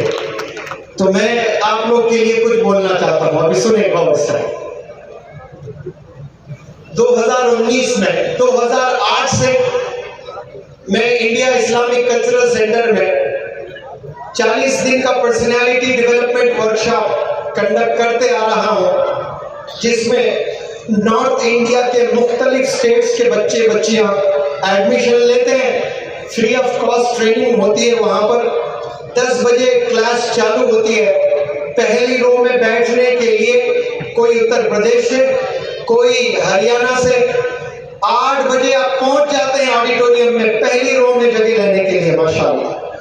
तो 2019 में मैं 40 दिन का वर्कशॉप कंडक्ट कर रहा था। 3 दिन के बाद एक खातून मेरे पास आती है और कहती है कि सर मैं आलिमा हूँ और पिछले 3 साल बल्कि 2 साल से मैं रोजे रखकर अल्लाह से दुआ की है कि मुनव्वर जमा सर की classes India Islamic cultural centre में समर के ज़माने में नहीं हो रही है। आप प्लीज़ अल्लाह से रिक्वेस्ट करके कह रही है कि ये वर्कशॉप करा दें, क्योंकि 2017-18 में मैंने इसलिए नहीं किया था क्योंकि 2017 और 18 में गर्मियों में रमज़ान का महीना था, इसलिए ये वर्कशॉप नहीं हो पाया था। तो उसने कहा कि मेरी अल्लाह ने दुआ कबूल कर दी है, 19 में देखो आपका वर्कशॉप हो रहा है। उस बेचारी को नहीं मालूम रमजान की वजह से नहीं हो रहा था, लेकिन वो खुश हो रही है मेरी दुआ की वजह से। 2019 में 16 में था, उसके बाद 19 में हो रहा है। मैंने कहा मुबारक, अल्लाह ने आपकी दुआ कबूल कर ली है। फिर उसने बताया कि सर मैं आवाम में जाकर खूब मेहनत करना चाहती हूँ, लड़कियों में जाकर ट्रांसफॉर्म करना चाहती हूँ। दिल्ली की लड़कियां, मुझे ऐसा लगता है जैसे पूरे देश में सबसे बिगड़ी हुई लड़कियां हैं तो यही दिल्ली में रहती हैं। मैं उनके घर घर जाकर उन्हें ट्रांसफॉर्म करना चाहती हूँ। और मैं प्रेग्नेंट हूँ, मेरा 9th मंथ चल रहा है, 9वां महीना चल रहा है, लेकिन फिर भी मैं आपकी क्लासेस अटेंड कर रही हूँ सर। और तीसरे दिन आपने ये बताया था, फिर 40 दिन का कोर्स चल रहा था। फिर उसने कहा कि सर आपका ये जो कोर्स का कॉन्वोकेशन है ये 19 तारीख को कॉन्वोकेशन है, और डॉक्टर ने 11 तारीख को डेट दे रखा है कि आपकी डिलीवरी 11 तारीख को होगी, और मैं अल्लाह से रोज दुआ कर रही हूँ, या अल्लाह मेरी डिलीवरी 19 तारीख के बाद करवा। कोई माँ है इस जमीन में ऐसी दुआ करे, वो तो तड़पती है कि मेरे लाल कब आ जाए मैं देखूं, बच्ची कब पैदा हो जाए तो मैं देखूं, बच्चा कब पैदा हो जाए मैं देखूं, लेकिन वो दुआ अल्लाह से कर रही है कि या अल्लाह मेरे 7 दिन के क्लासेस जाए हो जाएंगे, मेरी डिलीवरी थोड़ी डिले करना या अल्लाह। तो 11 तारीख को जो डिलीवरी डेट थी उस दिन वो क्लास में मौजूद थी और रोजाना स्टेज पर आकर परफॉर्म किया करती थी, डेमोन्स्ट्रेशंस दिया करती थी। तो 11 तारीख को भी मैंने उसको बुलाया, उस वक्त में वो लास्ट रो में बैठी हुई थी। मैंने कहा कि you please come here on the stage and give a demonstration on tenses. तो कोने में खड़े होकर कही कि सर मुझे पेन बहुत है, मैं स्टेज पर नहीं आ सकती, अगर आप कहें तो मैं यहीं खड़े होकर डेमोन्स्ट्रेशन दे सकती हूँ। तो मैंने माइक वहां पर भेजा, वहीं खड़े होकर उसने डेमोन्स्ट्रेशन दिया, क्लास हो गई, घर जा रही थी, पेन में इजाफा हुआ, हॉस्पिटल गई, वहीं डिलीवरी हो गई। और फिर 5 दिन के बाद या 6 दिन के बाद कॉन्वोकेशन था, अपने छोटे नन्ही बच्ची को लेकर या लड़के को लेकर वो ऑडिटोरियम में आती है। ये वीडियो मेरे यूट्यूब चैनल पर भी है, और वो आकर कहती है लेबर पेन जो हो रहा था मुझे, मेरे हस्बैंड क्लास ना जाकर वो अपने हस्बैंड के साथ क्लासेस अटेंड करती थी, वो भी आलिम दीन है। मैंने हस्बैंड को कहा आप यहाँ हॉस्पिटल में क्यों हो, आप तो मुनव्वर जमा सर की क्लास में होना चाहिए, मेरी क्लास अगर मिस हो जाए और आप भी मिस करें तो फिर हम दोनों का नुकसान। आप काश होते वहां पर तो आपकी किताब देखकर मैं जो चीज मैं मिस की हूं वो मैं हासिल कर लूंगी। आज 3 महीने की प्रेगनेंसी होती है तो वो झाड़ू छोड़ देती है, वो बर्तन छोड़ देती है, वो काम करना छोड़ देती है, वो बहाने बनाने लगती है। लेकिन यहाँ देखिए 9th मंथ प्रेगनेंसी में भी वो रोजाना क्लास को आकर क्लासेस अटेंड की है। तो ऐसे भी माशाल्लाह लड़कियां हैं इस रुए जमीन पर जो इल्म के लिए हर मुमकिन कोशिश करते हैं। तो मैं लड़कियों से अदबन गुजारिश करता हूं कि आप लोग खूब वक्त दें अपने इल्म में इजाफा करने के लिए। आपके वालिदैन आपको कॉलेजेस भेजने के लिए इसलिए डरते हैं क्योंकि आप कॉलेज के बहाने कहीं जिना में मुब्तला ना हो जाए, कहीं गुनाह में मुब्तला ना हो जाए। हिंदुस्तान में एक ऐसा स्टेट है, मैं नाम इस प्लेटफॉर्म से नहीं लेना चाहता हूँ, उस स्टेट में एक ऐसा टाउन है, उस टाउन में पुलिस स्टेशन नहीं है, उस टाउन में थिएटर्स नहीं है। जो भी छोटे मोटे गड़बड़ होते हैं वहां के उलमा हजरात सॉल्व कर देते हैं। मैं जब उस शहर में उस गांव में गया, वहां देखा जो औरतें ट्रैवल करती हैं रक्शे में, तो रक्शे में भी पर्दा है, वो पर्दे में बैठकर सफर कर रही है। तो कोरोना के बाद वहां के एक मशहूर आलिम दीन ने मुझे फोन किया, 40 मिनट बात की, 40 मिनट में 10 मिनट मुसलसल रो रहे थे कि हमारी मिसाल ली जाती थी कि यहाँ पुलिस स्टेशन नहीं है, यहाँ थिएटर नहीं है, यहाँ की औरतों का चेहरा किसी ने नहीं देखा आज तक। चेहरे पे जो नकाब होता है वो तो दूर, उस नकाब को भी नहीं देख सकते। रक्शे फिर रक्शे में पर्दा होता है, ऐसा बैठकर जाने वाली। कोरोना क्या आ गया सर, कोरोना की वजह से ऑनलाइन एजुकेशन हुआ है। हमने अपने बच्चियों के हाथ में फोन थामे, तो फोन जैसे हाथ में मिले, इंस्टाग्राम पर अकाउंट बनाया गया और इश्कबाजी चली और 12 लड़कियां मुर्तद हो गई है, अपने ईमान को बेच बैठी है और दूसरों से चलाकर शादी कर ली है। कुछ दिन के लिए हाथ में फोन लाया तो मुर्तद हो गई है। यहाँ तो हिंदुस्तान के बड़े बड़े शहरों में आप तो रोजाना फोन दे रहे हो, आजाद है, जो चाहे वो लिबास में आपकी बच्चियां बाहर जा रही हैं तो वो छुप छुप कर क्या कर रहे होंगे। लड़कियों को कॉलेज में दाखिला दिलाने से लेकिन ईमान से दूर हो जाते हो, मुर्तद होने के चांसेस होते हैं, गुनाहों में मुलविस हो जाते हैं। ऐसे बच्चों से इश्क कर बैठते हैं जिसको घर चलाना नहीं पता है। ऐसे कई वाकयात मेरे सामने आए हैं। बड़ी घराने की लड़की, इश्क हो गया गरीब लड़के से, उसके बाद उसकी जिंदगी डिप्रेशन में गई, सुसाइड करके मर गई। तो मैं समझाता हूँ ऐसे बच्चियों को, लड़कियों के गर्ल्स कॉलेज होते हैं और वो गर्ल्स कॉलेज के पास नौजवान बच्चे तवाफ करने जाते हैं। एक तवाफ तो मक्का मुकर्रमा में होता है बाकायदा, हम तवाफ करते हैं वहां पर एहराम बांधकर। कुछ नौजवान चिचोरे बच्चे अजीब अजीब हरकतों में कपड़े होते हैं, जीन्स में कितने सुराखे होते हैं पता ही नहीं उनको। एक दौर था कपड़े जो फटते तो सी कर पहनते थे, ये वो दौर है सिले हुए कपड़ों को फाड़ कर पहन रहे। अजीब पीला शर्ट पहने, लाल पतलून पहनकर, ऐसी मोटी चैन और चश्मा लगाए, आप बाइक लेकर जा रहे तवाफ करने। अब एक बड़ी मासूम बच्ची अच्छे घराने से 10th पास करके, उसका वालिद कभी नहीं चाहता था कि वो कॉलेज भेजे, डर रहा है कि कॉलेज जाकर कहीं खराब ना हो जाए, लेकिन वो खाना खाना छोड़ दी। तो उसके मामू ने रिक्वेस्ट किया, उसके चाचा ने रिक्वेस्ट किया, उसके ताया ने रिक्वेस्ट किया, तो बाप ने मान लिया कि चल बेटी जा कॉलेज जा, लेकिन ईमान की हिफाजत करना, कोई ऐसी चीज ना करें जिसकी वजह से ये चेहरा दिखाने लायक ना रहूं मैं। और भेज दिए। वो मासूम बच्ची रोज कॉलेज जा रही है, घर आ रही है, लेकिन जो उसकी सहेलियां हैं, बड़ी बदमाश सहेलियां मिली उसको। अब वो तवाफ करने जो हजरात आते हैं, आला हजरात, वो बाइक के स्टंट्स व्हीलिंग होते हैं ना, एक व्हील पे चलाते हैं, कभी आगे व्हील पर, कभी पीछे व्हील पर। अब वो बच्चियों में खामोश, पहले दिन नीचे नजर, दूसरे दिन देखती है। अब वो जो हजरात होते हैं उसमें कोई रहबर होता है, कोई एक्टर होता है, वो ऐसे ऐसे करता है, देखो देखिए अब खलास, एक दफा देखी तो नींद पूरी हराम हो जाती है उस लड़के की। पानी पी रहे हैं तो वही लड़की नजर आती है, खाना खा रहे हैं बर्तन में वही लड़की नजर आती है। दूसरे दिन और नए स्किल सीख कर जाता है वो, और इम्प्रेस करूंगा आज।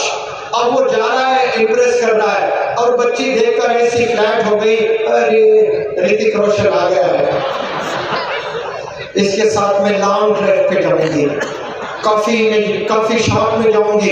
अब उस बेचारी को ये नहीं पता वो जो बाइक आला हजरत चला रहे हैं वो बाइक उसकी नहीं है, किसी की मांग कर ले आया है। जो चश्मा लगा रखा है वो चश्मा उसका नहीं, किसी दोस्त का है। एक शर्ट किसी और का, पतलून किसी और का, बेल्ट किसी और का। एक ही चीज आती है उसको, गाड़ी चलाना। तो गाड़ी चलाने को देखकर आप इतना फिदा हो गए कि आपके साथ में लॉन्ग ड्राइव चलने के लिए तैयार हो गए, लाइफ पार्टनर बनाने के लिए तैयार हो गए, और आपको बिठाकर कॉफी शॉप पे ले जा रहा है। अगर गाड़ी पंक्चर होती है, खुदा की कसम, पंक्चर जोड़ने के पैसे भी नहीं है उसके जेब में। आप उसको ऋतिक भी बना लिया, आप उसको हीरो भी बना लिया है। और पूछे आपके डैडी क्या करते? मेरे डैडी होटेलियर है। और खुश हो गए, अच्छा होटेलियर है, कितने बड़े होटल्स होंगे, एक झोपड़ी में दिन में 12 चाय नहीं बिकती, ऐसी होटल है उसके बाद की। और आप इसके उसके कपड़े पहनकर, जेल लगाकर, चश्मा लगाकर एक बड़े घराने के बच्ची की जिंदगी तबाह कर देते हो। उसके बाद शादी होती है, शादी के बाद वो बच्ची घर जाती है, और घर जाने के बाद जो ससुराल के लोग होते हैं, बाप रोजाना 555 गाली निकालता है, और जो सास होती है वो पूरे मोहल्लों के गीबत का मरकज होता है वो घर। ऐसी सास मिलती है, ऐसा सास मिलता है, शराब पीकर आ रहा है, गाली निकाल रहा है। और ये बड़ी दीनदार घराने की लड़की, बड़ी अच्छी मासूम लड़की, पूरी जिंदगी डिप्रेशन में रहती है। ऐसे कई केसेस मेरे पास में आए हैं, डिप्रेशन की वजह से सुसाइड करके मर गए हैं। आप लोग लव मैरिज कर सकते हैं, इस्लाम ने इजाजत दे रखी है, लेकिन आपने क्या देखना है लड़कों में? जीन्स नहीं देखना है, बाइक नहीं देखना है, आपने उसके हेयर कट को नहीं देखना है। आपने ये देखना है कि ये आशिक रसूल है कि नहीं है, ये अल्लाह को चाहता है कि नहीं है, ये अपनी वालिदैन की खिदमत करता है कि नहीं है, ये पढ़ाई में, इसके एकेडमिक्स में इसका इंटरेस्ट है या नहीं है, इसका विजन कैसा है, क्योंकि इससे मैं शादी करूंगी तो मेरे कोख से बच्चे पैदा होंगे, तरबियत करने के काबिल ये बंदा है या नहीं है, इस बंदे के मुंह से कभी गाली निकलती है कि नहीं, क्योंकि अगर ये गाली देता है तो मेरे बच्चे भी गाली देंगे, ये जिना करता है, मेरी तरफ बार बार देख रहा है, ऐसा न जाने कितने बच्चों के पीछे फिर रहा होगा, तो फिर मेरे बच्चे भी ऐसे जानी निकलेंगे, ऐसे गाली निकालने वाले निकलेंगे। आप अपने बॉयफ्रेंड को जिससे शादी करना आप चाहते हो, जिसको सेलेक्ट करना चाहते हो, उसमें क्वालिटीज देखो कि ये 5 वक्त नमाज पढ़ता है कि नहीं पढ़ता है। आप अपने अब्बू को मस्जिद को भेजो, मस्जिद के इमाम साहब से पूछने लगाओ कि ये बच्चे से हम शादी करना चाहते हैं, मेरी बच्ची की शादी करना चाहता हूँ, ये क्या बंदा 5 वक्त नमाज पढ़ता है मस्जिद में? तो इमाम साहब बोलेंगे मैंने जिंदगी में इसको नहीं देखा इस मस्जिद में। तो आप वही डिसाइड करना, भले वो इंजीनियर है, वो डॉक्टर है, वो करोड़पति है, वो आपको कभी खुश जिंदगी नहीं दे सकता।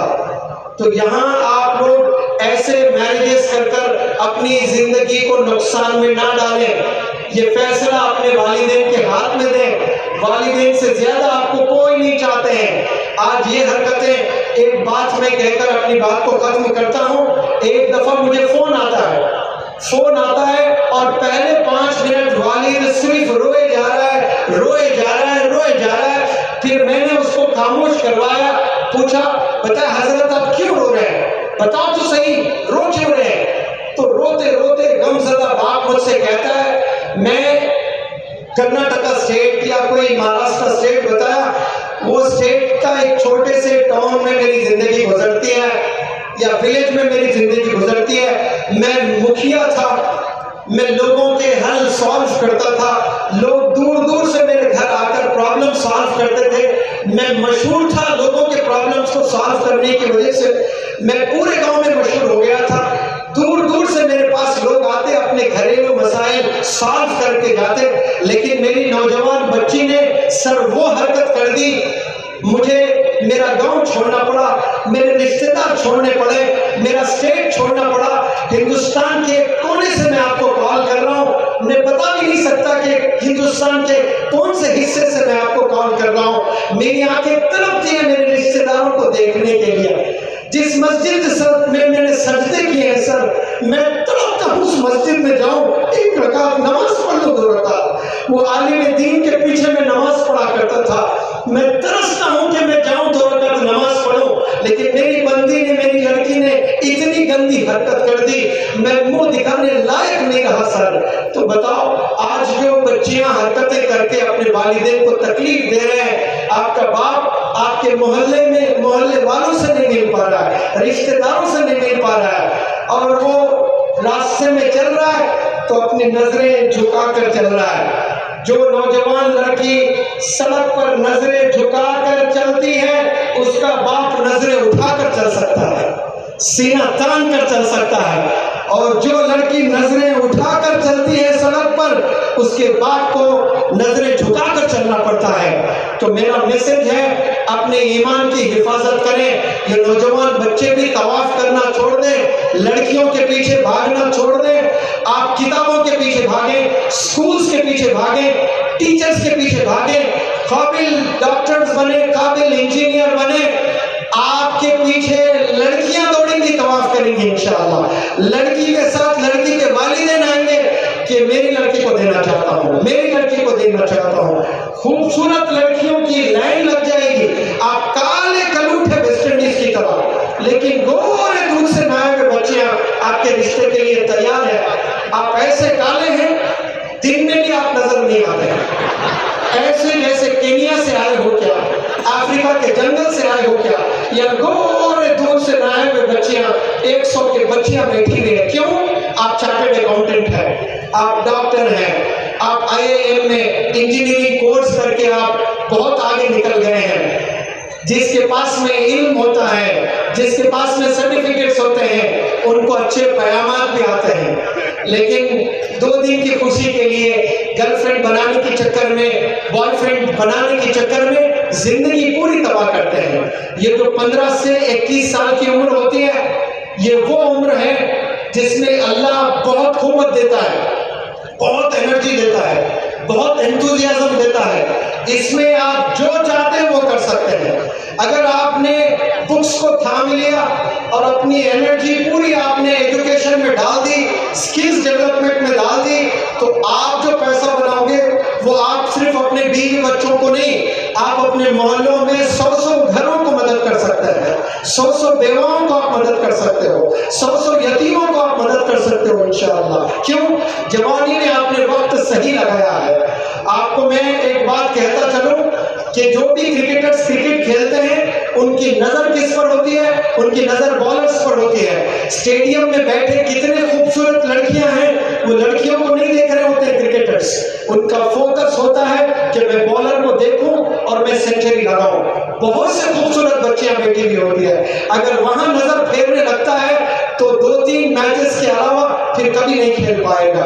इसी तरह जब आप निकलते हो एजुकेशन के मैदान में कुछ करने के लिए, बहुत से रुकावटें आएंगी आपको। ड्रग्स एक डिस्ट्रैक्शन है, गर्ल्स एक डिस्ट्रैक्शन हो सकता है, गर्ल्स बॉयज के लिए डिस्ट्रैक्शन है, बॉयज गर्ल्स के लिए डिस्ट्रैक्शन है, मूवीज ये बहुत बड़ा डिस्ट्रैक्शन है, मोबाइल फोन ये बहुत बड़ा डिस्ट्रैक्शन है। इन डिस्ट्रैक्शन से आप बचते हुए अपने मंजिल तक आपको पहुंचना है। मैं आपसे अपील करता हूं कि ये जो एनर्जी आपको अल्लाह ने बख्शी है जवानी में, ये गजब की एनर्जी होती है। इसके बाद $बिलियन देकर भी आप यूनिवर्सिटीज में जाकर पढ़ाई कर लें, वो इल्म नहीं मिलने वाला आपको जो जवानी में जो इल्म मिल सकता है। तो ये इस उम्र में आप अपना वक्त, अपनी एनर्जी पूरी स्किल्स डेवलपमेंट में लगाएं। इंशाअल्लाह आपके वालिदैन भी खुश होंगे, आपका अल्लाह रब्बुल इज्जत भी खुश होगा और लोगों को आप मदद करने वाले बनेंगे इंशाअल्लाह। 1 घंटा खड़े होकर बयान करना, उस दौरान ऐसे कई कलिमात निकल जाते हैं। अगर मेरी जुबान से कोई गलत स्टेटमेंट निकला हो, पहले मैं अल्लाह रब्बुल इज्जत से माज़िरत चाहता हूँ, माफ़ी तलब करता हूँ और यहाँ के उलमाए दीन से माज़िरत चाहता हूँ, यहाँ की आवाम से माज़िरत चाहता हूँ। और जब यहाँ स्कूल्स, कॉलेजेस मौलाना हुज़ैफा साहब बस्तानवी के क़यादत में एस्टैब्लिश होंगे, ये बंदा मुनव्वर ज़मा यहाँ आकर वर्कशॉप्स भी कंडक्ट करेगा इंशाअल्लाह। जज़ाकुमुल्लाह खैर। अस्सलाम वालेकुम। जज़ाकुल्लाह। 2 बातें आप हज़रात के सामने अर्ज़ करनी है।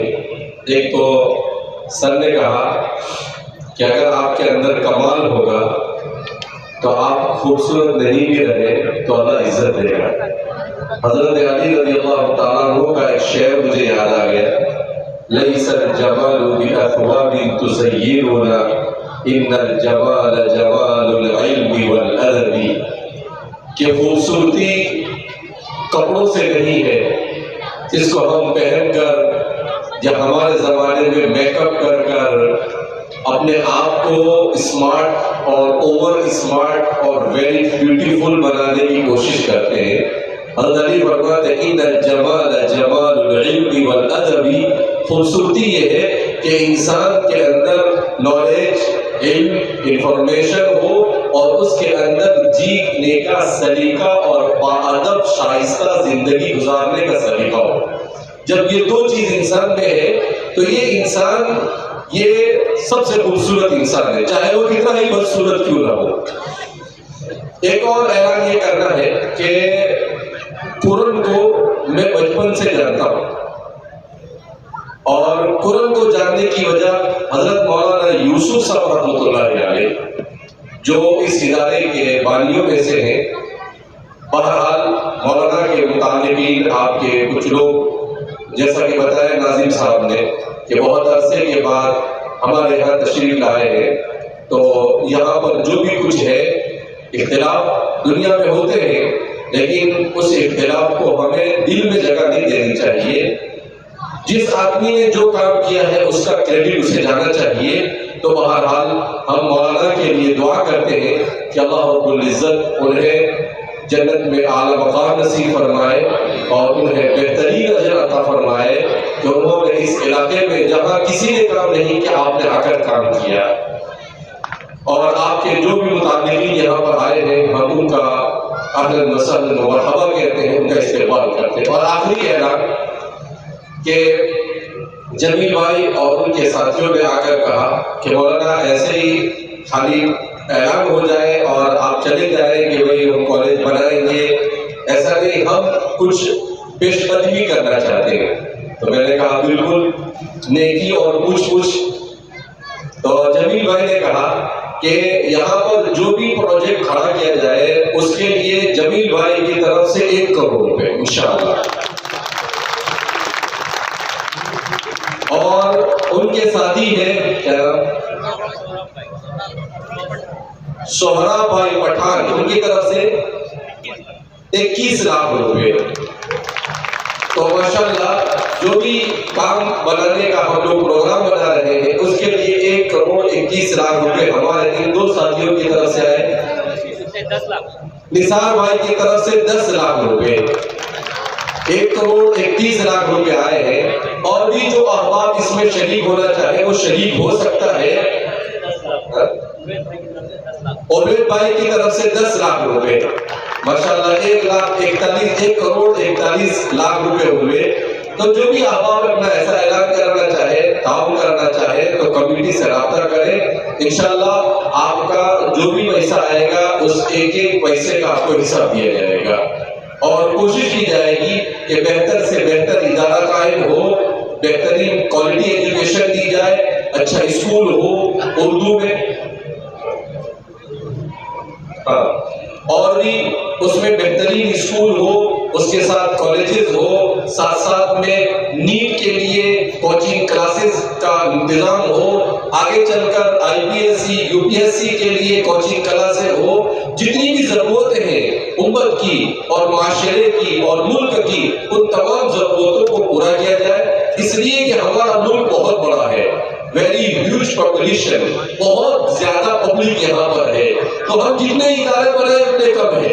हमारे 1-2 इदारे बनाने से कहीं कुछ होने वाला नहीं है, बल्कि मैं ये कहूंगा कि अगर हमारी बहुत बड़ी आबादी है तो 25 एकड़ जमीन अगर है तो हम यहाँ पर यूनिवर्सिटी भी बना सकते हैं। क्या बना सकते हैं? यूनिवर्सिटी भी बना सकते हैं, और आज हमें जरूरत है उसकी। और अगर हमने यूनिवर्सिटी बना ली तो अगली 50-100 साल तक की उस यूनिवर्सिटी से फायदा उठाती रहेगी। बहरहाल तो और भी जो अहबाब बढ़ चढ़कर इसमें हिस्सा लेना चाहे तो इंशाअल्लाह।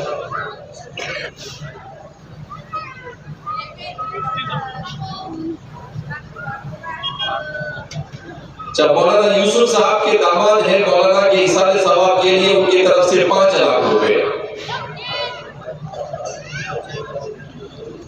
तार मोहम्मद अब्बास साहब इनकी तरफ से 1 लाख रुपए और जुबैर भाई नजीर की तरफ से 1 लाख रुपए, हाजी अब्दुल गनी साहब की तरफ से 5 लाख रुपए कुरान के।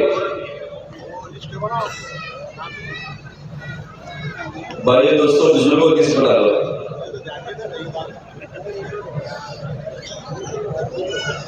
बहरहाल हमारा इस प्रोग्राम से पहले 1 मिनट के लिए भी ऐसा कोई मंसूबा नहीं था। हम सिर्फ तालीम के लिए आपके यहाँ पास जमा हुए, लेकिन साथियों का ये कहना था कि भाई एक बुनियाद पड़ जानी चाहिए, इसलिए सिर्फ ऐलान हुआ। और भी जो भी हिस्सा लेना चाहे तो हिस्सा ले सकता है, और इंशाल्लाह हम आगे बहुत जल्द इस प्रोग्राम को आपके सामने पेश करेंगे। मस्तूरात में से किसी बहन ने 1 लाख रुपए का दिया है ताउन। समीर भाई फकीर की तरफ से 2 लाख रुपए,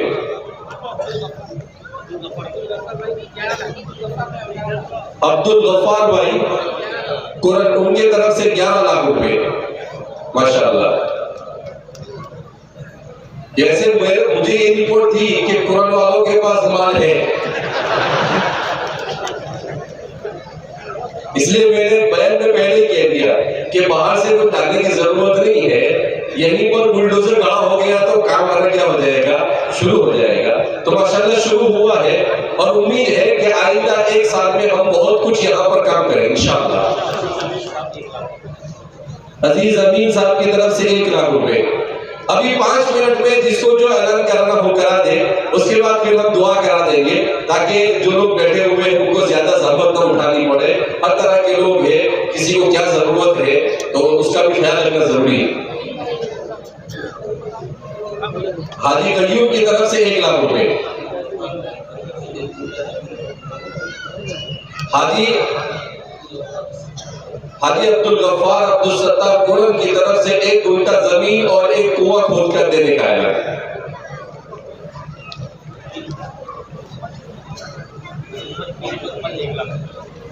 मोहम्मद पीर मोहम्मद साहब की तरफ से 1 लाख रुपए,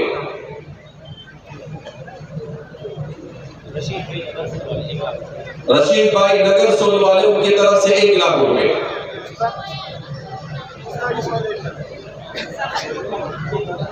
अंसार पोपट भाई की तरफ से 1 लाख रुपए, मुश्ताक इस्माइल 1 लाख, 10 लाख 15 लाख वाले बोलो भाई, ताकि जल्दी काम हो जाए हमारा।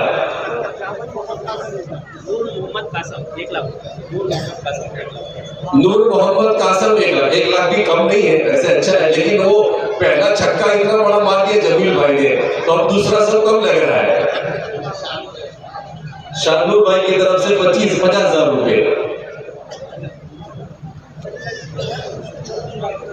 अजहर शमसुद्दीन की तरफ से 3 लाख रुपए। चलो 1 में से 3 की तरफ गाड़ी बढ़ी है।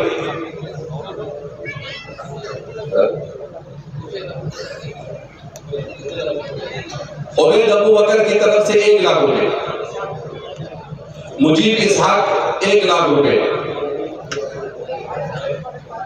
मरहूम अब्दुल रहमान हैदर की तरफ से 1 लाख रुपए, उनके शकील अय्यूब भाई की तरफ से 1 लाख रुपए,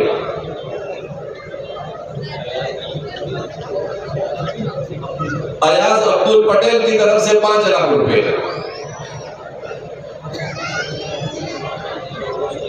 मरहूमा सलीमा बानू के इसाले सवाब के लिए 50,000 रुपए,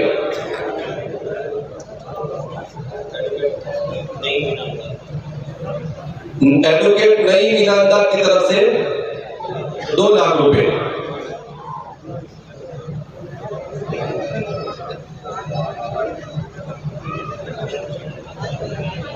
मुनव्वर जमान साहब का ऐसा बोलना है कि हमारी मस्तूरात जो ज्वेलरी पहनती है वो थोड़ा अपना वजन हल्का कर देवे तो काम जल्दी आसान हो जाएगा, फिर चंद की जरूरत ही नहीं है। अशफाक भाई पटेल शाहपुर वाले की तरफ से 5 लाख रुपए, अतीक रफीक साहब की तरफ से 1 लाख रुपए,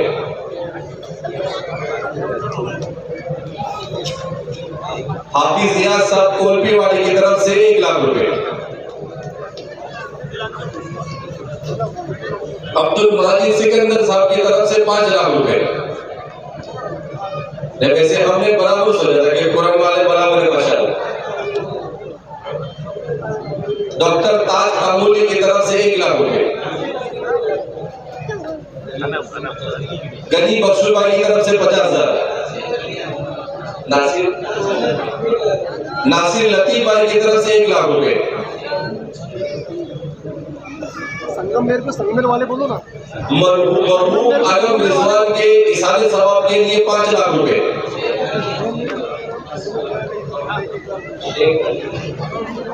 शेख अली हाजी गुलाम की तरफ से 5,51,000 रुपए, एजाज मोहम्मद हनीफ की तरफ से 1 लाख रुपए,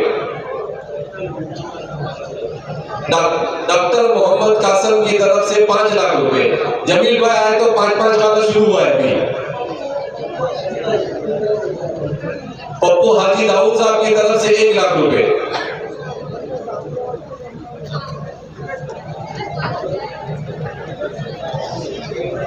सलीम हाजी अब्दुल रहमान साहब की तरफ से 1 लाख रुपए, अयाज शेख केवड़ाई वाले उनकी तरफ से 1 लाख रुपए,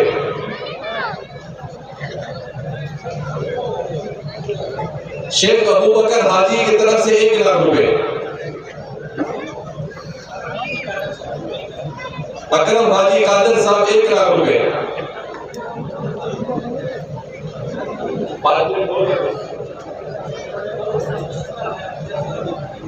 मरहूम अब्दुल सत्तार हयात के इसाले सवाब के लिए 50,000 रुपए,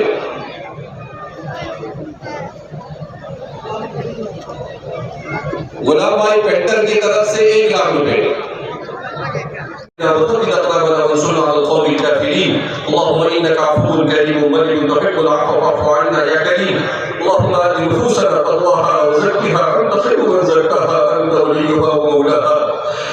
हमारे गुनाहों को माफ फरमा, हमारे खताओं को माफ फरमा, हमारे लफ्ज़ों को दरगुजर फरमा। अल्लाह तालीम की निस्बत पर, दीन की निस्बत पर इन तमाम साथियों के जमा होने को कबूल फरमा। अल्लाह इस मजलिस में बूढ़े भी है, बच्चे भी है, नेक लोग भी है। अल्लाह वो लोग भी है जिन्हें तू पसंद करता है। मौलाए करीम बहुत से वो लोग हैं जिन्होंने सच्ची पक्की तौबा की है। मौलाए करीम मुखय्यरीन भी है। अल्लाह मौलाए करीम हम सब के यहाँ पर जमा होने को कबूल फरमा। इज़्ज़त जलाल वल इकराम उम्मत मुस्लिमा पर अपना खुसूसी फज़ल नाज़िल फरमा। अल्लाह फ़लस्तीन के मुसलमानों की जान माल इज़्ज़त आबरू की हिफाज़त फरमा। मौलाए करीम उन मुराबितीन की हिफाज़त फरमा। अल्लाह हमारे 3000 से ज़्यादा बच्चे शहीद किए जा चुके हैं, 2000 से ज़्यादा माएँ और बहनें शहीद की जा चुकी है। मौलाए करीम अल्लाह नाइट का ढंढोरा पीटने वाली पूरी दुनिया खामोश बैठी हुई है। 9000 नफूस को मौत के घाट उतार दिया गया है। अल्लाह इन तमाम ज़ालिमीन को केवल किरदार तक पहुंचा दे। मौलाए करीम अल्लाह उम्मत पर खुसूसी फज़ल नाज़िल फरमा। इज़्ज़त जलाल वल इकराम ये सब हमारे गुनाहों के वबाल है। अल्लाह हमें सच्ची पक्की तौबा करने की तौफीक रहमत फरमा। अल्लाह हम सब के गुनाहों की वजह से उन पर ये जुल्म उठाया जा रहा है। मौलाए करीम अगर हमने सच्ची पक्की तौबा की, मौलाए करीम अल्लाह रब्बुल इज़्ज़त उन पर आए हुई मुसीबत को टाल देगा। अल्लाह उन्होंने सच्चे और पक्के ईमान का मुज़ाहरा किया है। हमारे छोटे छोटे बच्चे कैसी ईमानी बातें कर रहे हैं, हमारी माओं ने ईमान का मुज़ाहरा किया है। खुदा पाक की कसम रुए ज़मीन पर उनसे ज़्यादा सच्चा मोमिन आज कोई नहीं है। अल्लाह अपनी जानें कुर्बान कर रहे हैं, अपने घरों को कुर्बान कर रहे हैं, मगर अल्लाह सिर्फ तेरे दीन के खातिर वो वहाँ पर डटे हुए हैं। मौलाए करीम अल्लाह तुमकी हिफाज़त फरमा, अल्लाह तुमकी मदद फरमा। मौलाए करीम अल्लाह हम लाचार हैं, अल्लाह हम बहुत कुछ चाहते हुए कुछ नहीं कर पा रहे हैं। अल्लाह हम यही कर सकते हैं कि रोक कर दूसरे मांग सकते हैं कि अल्लाह हमारे मुसलमान भाई बहनों पर खुसूसी फज़ल नाज़िल फरमा दे। मौलाए करीम आगे देखने से मौलाए करीम आगे देख नहीं सकती है ऊपर होने वाले जुल्मों को, हमारे काम सुन नहीं सकते हैं।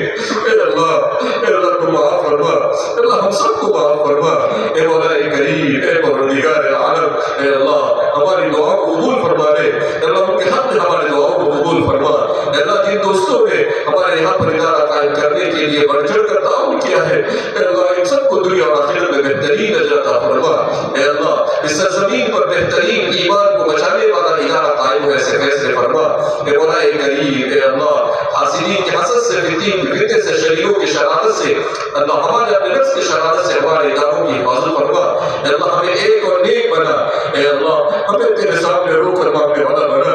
अल्लाह हमने तेरे सामने मांगना छोड़ दिया। अल्लाह तूने हमें लोगों के दरों पर छोड़ दिया।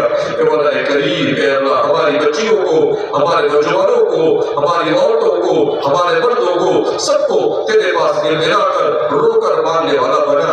अल्लाह तू रोने को पसंद करता है। मौलाए करीम हुजूर ने फरमाया अगर रो नहीं सकते तो रोने वाली शक्ल बना लो। अल्लाह हमारे दिल ऐसे पत्थर हो चुके हैं कि अल्लाह हमें रोना भी नहीं आता। इज़्ज़त जलाल वल इकराम परवरदिगार आलम इतने बड़े बचने की दुआ को कबूल फरमा ले। अल्लाह सबकी जायज़ तमन्नाओं को पूरा फरमा। अल्लाह सबके जायज़ इरादों को पूरा फरमा। अल्लाह सबकी औलाद को उनकी आंखों की ठंडक बना। अल्लाह सबको रोजी रोटी में बरकत नसीब फरमा। मौलाए करीम इन तमाम के तमाम लोगों को अपने खुसूसी फज़ल में शामिल फरमा। अल्लाह दुनिया में भी सुरखरुई और इज्जत नसीब फरमा। जान माल इज्जत आबरू की हिफाज़त फरमा। अल्लाह हमारे इस मुल्क की हिफाज़त फरमा। अल्लाह इस मुल्क में नफरत की फिजा को खत्म फरमा, मोहब्बत की फिजा कायम फरमा, आपस में भाईचारगी की शक्ल पैदा फरमा। मौलाए करीम जो लोग नफरत फैलाना चाहते हैं अल्लाह उन्हें हिदायत नसीब फरमा। परवरदिगार आलम हम सबको मोहब्बत बांटने वाला बना, एक दूसरे के दर्द को देगा, एक दूसरे के दर्द को सुनने वाला बना, एक दूसरे की मदद करने वाला बना। परवरदिगार आलम इज़्ज़त जलाल वल इकराम अल्लाह रात की इतनी देर के बावजूद भी मौलाए करीम इतना बड़ा मजमा तेरे सामने हाथ फैलाकर, जोड़ी फैलाकर तेरे दरबार में खड़ा है। अल्लाह तू तो 70 लौह से रहम करने वाला है। मौलाए करीम हम सब की इन दुआओं को कबूल